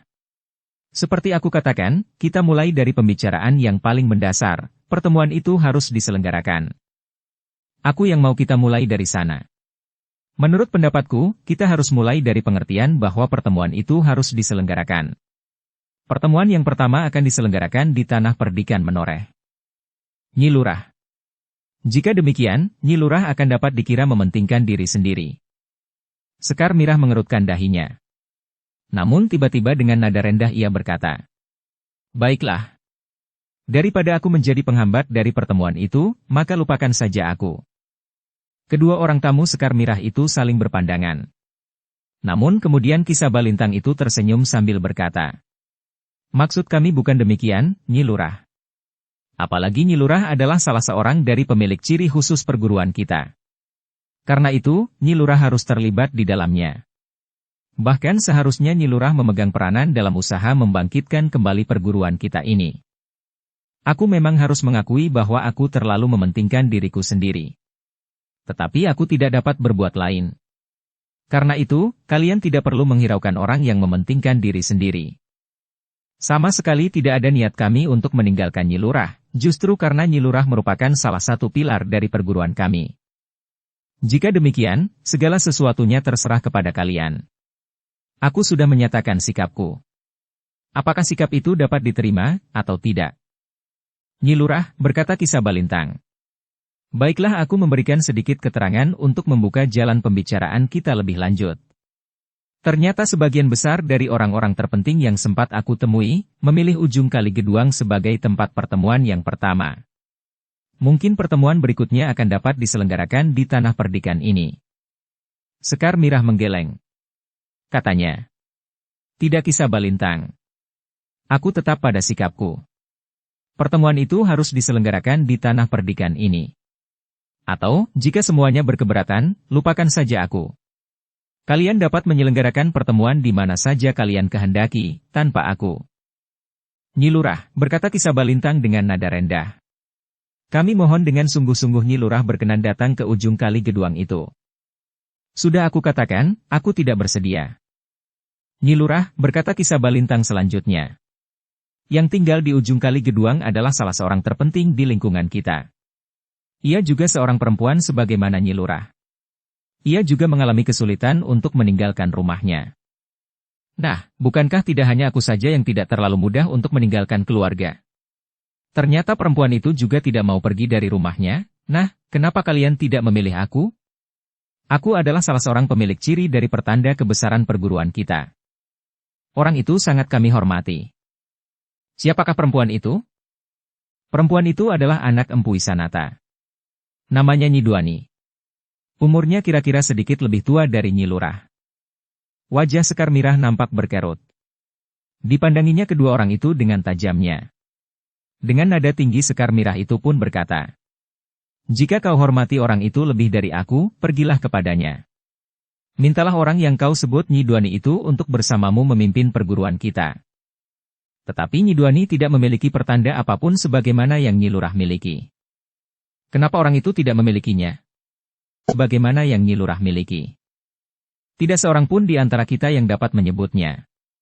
Tetapi jika kita mengadakan pertemuan, serta kita sependapat untuk membangun kembali perguruan yang tertidur ini, maka akan diadakan semacam penilaian kembali, siapakah yang berhak memiliki pertanda pemegang kekuasaan tertinggi dari perguruan kita. Maksudmu, keabsahanku memiliki tongkat itu akan dipertanyakan? Maaf Nyi Lurah, berkata Ki Sabalintang. Maksud kami justru akan mengukuhkan kepemimpinan Nyi Lurah. Tentu saja sesudah diadakan semacam pembuktian tentang keabsahan pemilikan tongkat baja pertanda kepemimpinan perguruan itu. Sekarang menjadi jelas bagiku, berkata Sekar Mirah. Kalian ingin merampas tongkat itu dari tanganku. Tidak.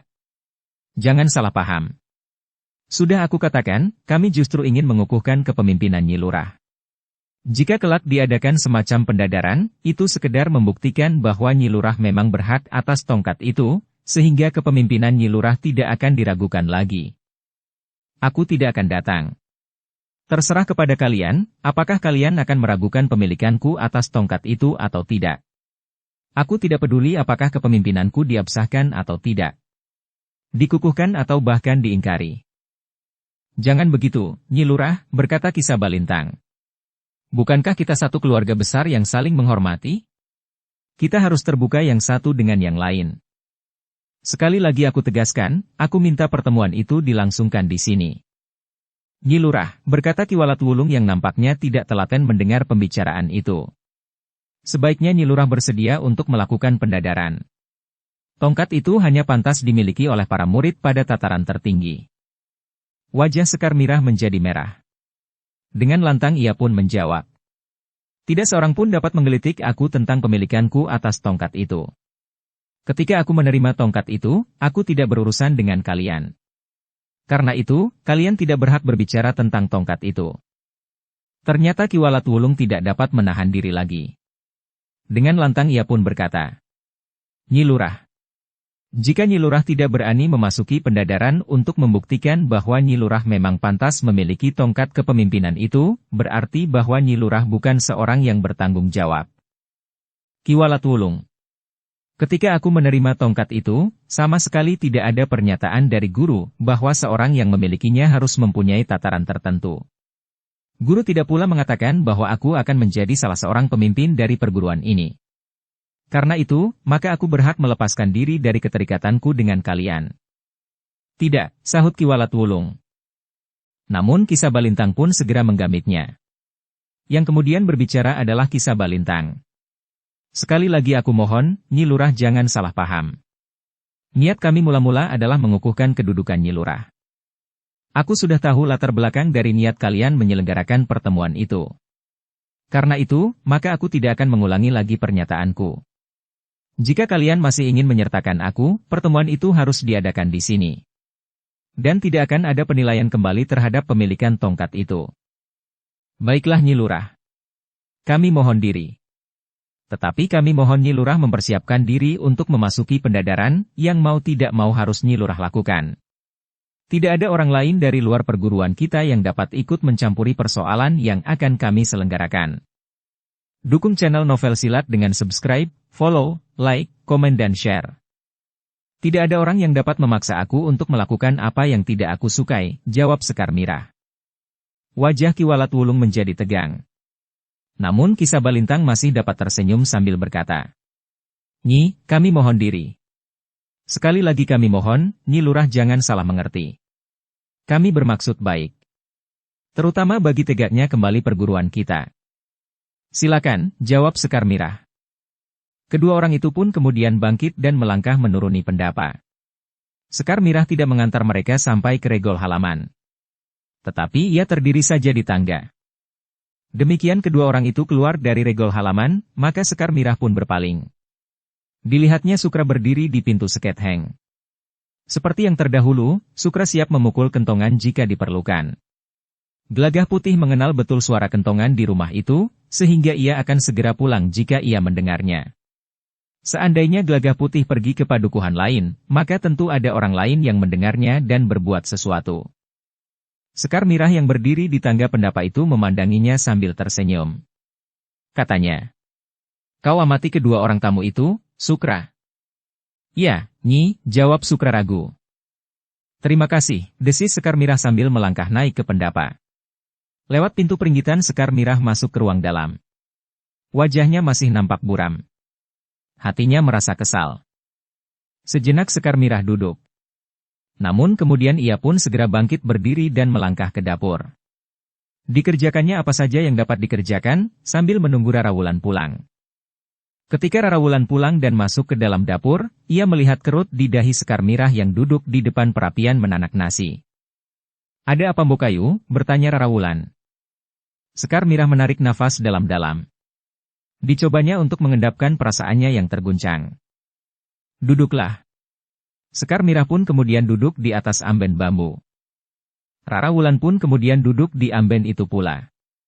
Sekar Mirah yang masih merasa kesal itu pun telah menceritakan kedatangan kedua orang itu. Mereka datang lagi, bertanya Rara Wulan. Ya. Niat mereka menjadi semakin jelas. Mereka tidak bermaksud baik. Terutama terhadap aku. Apa maksudnya? Sekar Mirah pun kemudian telah menceritakan maksud kedatangan kedua orang itu, yang menampakkan semakin jelas niat buruk mereka. Mereka ingin merampas tongkat Mbokayu, desis Rara Wulan. Ya. Mereka menginginkan tongkat itu. Mereka telah merencanakan cara yang licik. Mereka ingin menjebak aku dalam satu lingkaran pendadaran, yang tentu mereka buat terlalu berat sehingga berada di luar kemampuan seseorang. Mbokayu jangan melayaninya. Aku sudah mengatakan kepada mereka, aku tidak mau hadir dalam pertemuan dimanapun juga. Kecuali di tanah perdikan ini. Tepat sekali, sahut Rara Wulan. Di sini segala-galanya dapat diawasi.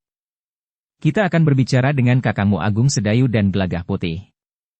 Rara Wulan mengangguk-angguk. Namun terbayang di angan-angannya, sekelompok orang yang dengan kasar berusaha merenggut tongkat baja milik Sekar Mirah. Namun di dalam hati, Rara Wulan itu pun berkata. Namun Mbokayu Sekar Mirah telah mencapai tataran tertinggi dari ilmunya, yang sudah dilengkapi dengan warna-warna lain yang membuat ilmu Mbokayu Sekar Mirah menjadi semakin lengkap, dan mempunyai kelebihan dari ilmu dasar perguruannya sendiri. Karena dengan demikian ilmunya menjadi semakin lengkap. Sebenarnya lah bahwa Sekar Mirah benar-benar telah mempersiapkan diri untuk menghadapi kemungkinan-kemungkinan buruk yang dapat terjadi karena kelicikan orang-orang yang ingin merampas tongkatnya itu. Bahkan Sekar Mirah menduga, mereka sama sekali bukan orang-orang yang pantas untuk membangkitkan kembali perguruan yang telah lama seakan-akan tidak berbekas lagi itu. Justru karena itu, maka setiap hari Sekar Mirah telah menyisihkan waktunya untuk selalu mengasah ilmunya. Bahkan setiap kali Sekar Mirah berada di sanggar bersama Rara Wulan, maka ia menyempatkan diri untuk mempertajam penguasaannya atas ilmunya yang sudah dikuasainya sampai ke puncaknya itu. Agung Sedayu dan Gelagah Putih ternyata sependapat dengan Sekar Mirah. Mereka belum pernah bertemu dan apalagi berbicara langsung, tetapi Agung Sedayu dan Gelagah Putih mulai menjadi curiga akan niat baik kedua orang itu. Bahkan Gelagah Putih pun berkata, agaknya mereka mendapatkan tongkat yang satu lagi itu juga dengan cara yang licik. Mungkin sekali, sahut Sekar Mirah. Namun katanya kemudian, tetapi mereka tidak akan pernah mendapatkan tongkatku itu. Untuk memantapkan tekad Sekar Mirah, Agung Sedayu pun menyempatkan diri untuk sekali-sekali berada di sanggar bersama Sekar Mirah. Meskipun Sekar Mirah sudah sampai ke puncak, namun dengan setiap kali mengasahnya, maka kemampuan Sekar Mirah pun menjadi semakin matang. Pengaruh ilmu yang sudah menyatu di dalam dirinya dari perguruan yang lain, telah menjadikan ilmunya semakin bulat utuh. Sekar Mirah, berkata Agung Sedayu pada suatu malam, setelah mereka selesai berlatih di sanggar. Menurut pendapatku, ada maksud kedua orang yang datang padamu itu untuk menyudutkanmu. Mereka sudah menyebut nama seseorang yang mereka anggap memiliki kedudukan yang tinggi. Bahkan mereka telah memberatkan perempuan itu, sehingga mereka ingin menyelenggarakan pertemuan itu di ujung Kali Geduang. Karena itu, aku menduga bahwa mereka ingin memindahkan tongkat yang kau miliki itu ke tangannya. Aku akan mempertahankannya, Kakang. Aku mengerti. Tetapi menurut perhitunganku, mereka akan memperbandingkan ilmu perempuan yang disebutnya bernama Nyi Duani itu dengan ilmumu. Aku juga sudah menduganya Kakang. Mereka akan membuat semacam arena untuk mempertaruhkan tongkat itu. Apa jawabmu jika mereka menawarkan hal itu kepadamu? Aku akan menerima tantangan itu. Tetapi sama sekali tidak ada hubungannya dengan pemilikan tongkat itu. Ia dapat membunuhku di arena jika perempuan itu memang menghendaki, dan ia berhasil mengalahkan aku. Tetapi aku tidak akan menyerahkan tongkat ini kepadanya. Jika aku harus mati di arena, maka aku mohon Kakang melindungi tongkatku. Lebih baik tongkat itu dimusnahkan, daripada harus aku serahkan kepada orang yang tidak aku ketahui dengan pasti, maksud dan tujuannya. Bagus, Mirah. Tetapi kau tidak akan dikalahkannya jika mereka menawarkan perbandingan ilmu itu kepadamu. Aku yakin itu. Ilmumu telah meningkat selangkah panjang. Sisipan unsur-unsur ilmu dari perguruan orang bercambuk, dari perguruan kisah dewa, dan bahkan dengan pengembangannya, telah menyatu luluh di dalam dirimu. Penguasaanmu mengungkapkan tenaga dalammu sangat mengagumkan. Ketahanan tubuhmu ternyata melampaui ketahanan tubuh mereka yang berilmu tinggi sekalipun. Terakhir, dengan ilmumu, kau telah mampu menghancurkan batu padas yang keras itu. Kilatan cahaya dari hentakan ilmumu menandakan penguasaanmu yang matang atas semuanya yang kau miliki. Kakang hanya ingin membesarkan hatiku. Tidak. Aku tidak mau menyesatkan perasaanmu. Selebihnya, kau juga sudah melatih diri menghadapi jenis-jenis ilmu yang dapat membingungkanmu. Seandainya orang itu memiliki ilmu yang sejenis dengan ilmu yang kesannya mampu menyentuh sasaran di luar jangkauan wadatnya, kau pun telah berlatih untuk mengatasinya.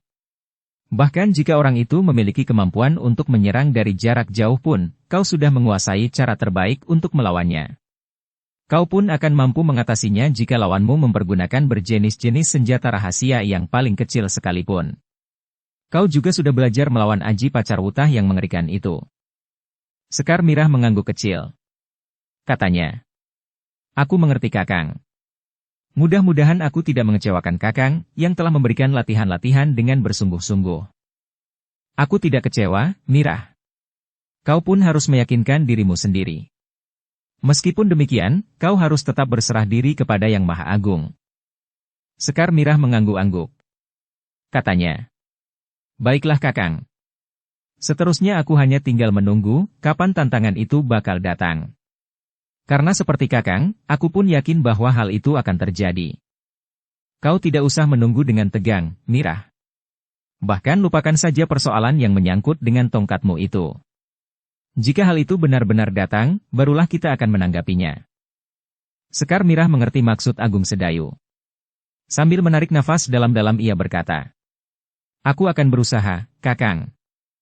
Yang penting, lakukan yang ingin kau lakukan dengan ilmumu. Jika perlu kita akan pergi ke lereng bukit. Menyenangkan sekali menghirup segarnya udara menjelang senja. Namun tempat itu juga merupakan tempat yang baik untuk berlatih." Mata Sekar Mirah menjadi berkilat-kilat. Ajakan Agung Sedayu itu sangat menyenangkannya. Berjalan-jalan di lereng bukit menjelang senja. Tetapi yang kemudian benar-benar dilakukan oleh Agung Sedayu dan Sekar Mirah bukan sekedar berjalan-jalan di lereng bukit. Tetapi mereka pun kemudian dengan teratur pergi ke lereng bukit setiap 3 hari sekali. Mereka berlari-lari di sela-sela hutan lereng pegunungan, di atas tanah berbatu padas. Mereka menyusuri jalan setapak yang sempit, rumpil dan naik turun. Kemudian di atas bukit, di tempat yang luang dan terbuka, mereka melakukan latihan-latihan yang berat. Beberapa kali Agung Sedayu menyaksikan Sekar Mirah yang sudah menguasai puncak ilmunya itu meloncat sambil mengayunkan tongkatnya menghantam batu-batu padas. Sepercik cahaya yang terang memancar, disusul ledakan batu-batu padas yang pecah berderai. Latihan-latihan yang dilakukan itu membuat Agung Sedayu semakin mantap atas kemampuan Sekar Mirah. Bahkan Agung Sedayu yakin, orang-orang lain yang pada dasarnya beralaskan ilmu dari perguruan yang sama dengan Sekar Mirah, akan mengalami kesulitan menghadapinya, justru karena unsur-unsur yang dikuasai oleh Sekar Mirah tidak dapat ditebak lagi. Meskipun masih dapat dilacak ciri pokok dari ilmunya, tetapi ilmu yang sudah berkembang itu menjadi jauh lebih padat dari dasar ilmu Sekar Mirah itu sendiri. Sementara itu, Gelagah Putih dan Rarawulan pun kadang-kadang telah ikut pula ke perbukitan. Mereka pun ternyata menyenangi kebiasaan itu. Mereka pun menyenangi melakukan latihan-latihan di sela-sela hutan lereng pegunungan, serta di tempat terbuka di ujung perbukitan. Namun dalam pada itu, Prastawa mulai mendapat laporan dari para pengawal, bahwa ada di antara para pengawal yang sempat melihat orang-orang yang tidak dikenal berada di tanah perdikan. "Mereka tentu berilmu tinggi," berkata salah seorang pengawal. "Jika kami berusaha menemui mereka, mereka selalu berhasil menghindar. Sehingga belum seorang pun di antara kami yang sempat menemui mereka." "Apakah ada laporan tentang pencurian atau perampokan atau tindak kejahatan yang lain?" bertanya Prastawa.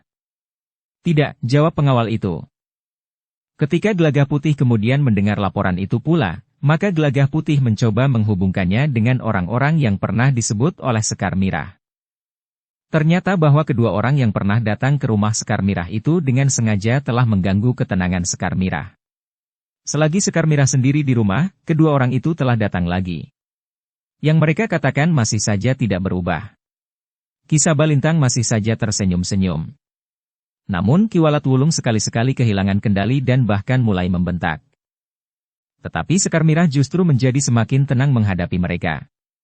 Meskipun kedua orang itu datang lagi beberapa pekan kemudian, sikap Sekar Mirah tidak goyah sama sekali.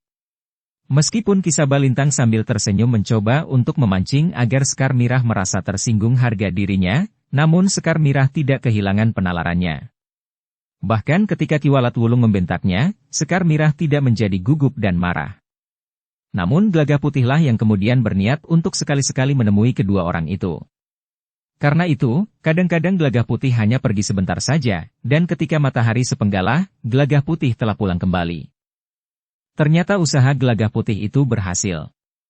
Beberapa saat setelah Agung Sedayu berangkat ke barak, Gelagah Putih pun telah meninggalkan regol halaman rumahnya bersama-sama dengan Rara Wulan. Namun arah perjalanan merekalah yang berbeda. Rara Wulan pergi ke pasar, sementara Gelagah Putih pergi ke Banjar. Tetapi Gelagah Putih hanya sebentar berada di Banjar. Seperti yang sudah beberapa kali dilakukannya, Gelagah Putih pun meninggalkan Banjar untuk melihat apakah di rumahnya ada tamu. Agaknya kali ini Gelagah Putih berhasil. Beberapa saat setelah ia pergi, dua orang tamu telah datang menemui Sekar Mirah. Seperti biasanya kedua orang itu telah mengganggu ketenangan Sekar Mirah. Mereka masih saja menawarkan satu pertemuan di ujung Kali Geduang. Beberapa kali keduanya menyebut Nyi Duani sebagai seorang perempuan yang paling pantas dihormati. Tetapi Sekar Mirah sudah menjadi semakin kebal. Ia sama sekali tidak terpancing. Bahkan Sekar Mirah pun kemudian menjadi semakin tidak menghiraukan kedua orang tamunya. Ki Walat Wulung menjadi semakin tidak sabar lagi. Dengan nada tinggi bertanya, "Kenapa kau ketakutan untuk pergi ke ujung Kali Geduang, Nyi?" Sekar Mirah sama sekali tidak menjadi marah. Atas petunjuk Agung Sedayu, maka Sekar Mirah menjadi seenaknya saja. "Aku lebih senang perempuan yang bernama Nyi Duani itu datang kepadaku. Biarlah perempuan itu yang menempuh perjalanan panjang. Bukan aku." "Ya, kenapa?" desak Ki Walat Wulung yang menjadi semakin jengkel.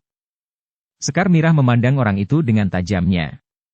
Namun kemudian ia menjawab seakan-akan tanpa dipikirkan lebih dahulu.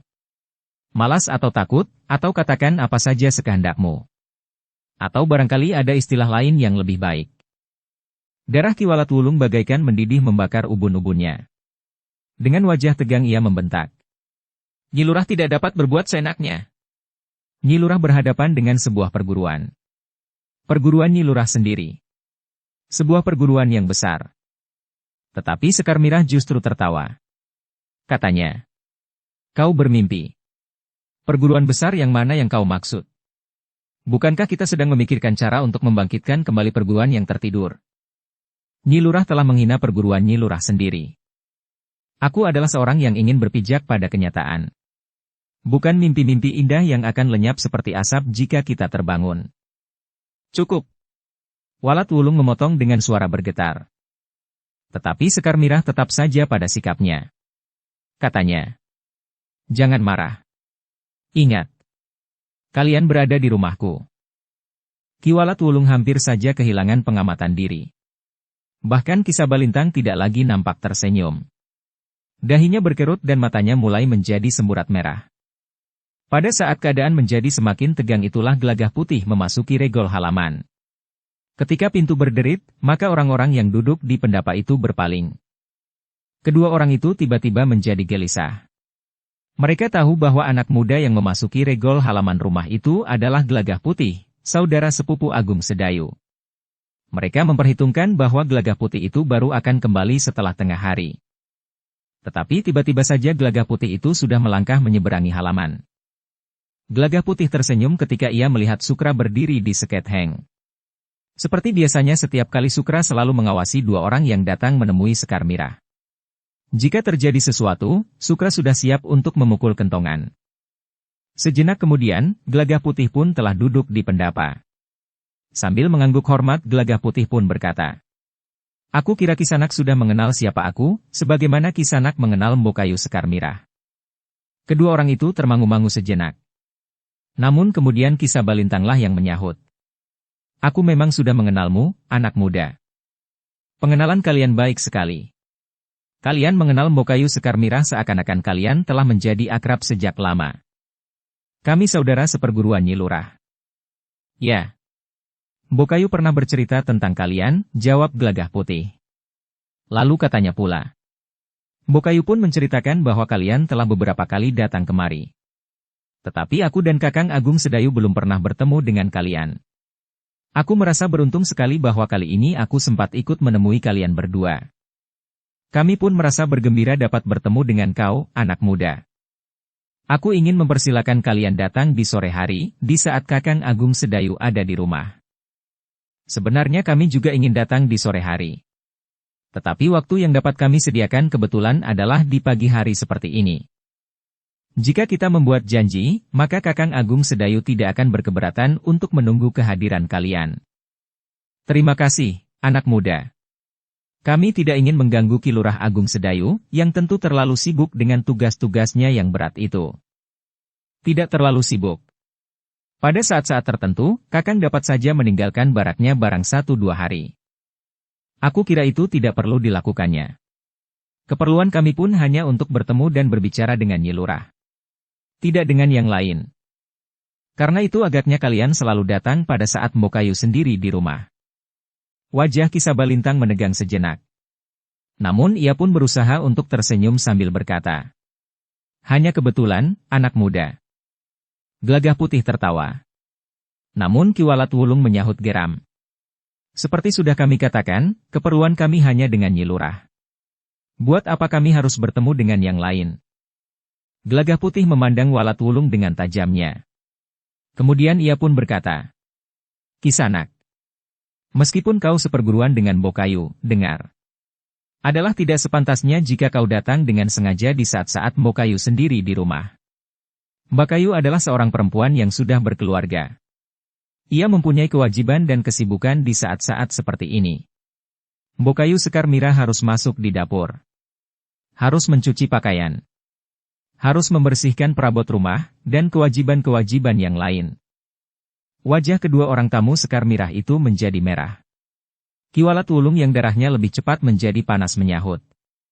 Nyi Lurah Agung Sedayu tidak mengeluh sebagaimana kau keluhkan itu. Kenapa kau tiba-tiba meributkannya? Itulah yang aku maksudkan, bahwa unggah-ungguh Bokayu Sekar Mirah jauh lebih mapan dari kalian. Bokayu masih menghormati kedatangan kalian. Bokayu tidak sampai hati untuk mengatakan keberatan-keberatannya kepada kalian. Karena itu, biarlah aku saja yang menyampaikannya. Ki Walat Wulung benar-benar menjadi marah. Tetapi Ki Sabalintang mendahuluinya berkata, biarlah. Kami minta diri. Sekar Mirahlah yang kemudian menjawab. Silahkan, Ki Sabalintang. Adikku telah memperjelas sikapku. Yang tidak dapat aku katakan, telah dikatakan oleh adikku. Ki Sabalintang dan Ki Walat Wulung pun kemudian telah bangkit berdiri.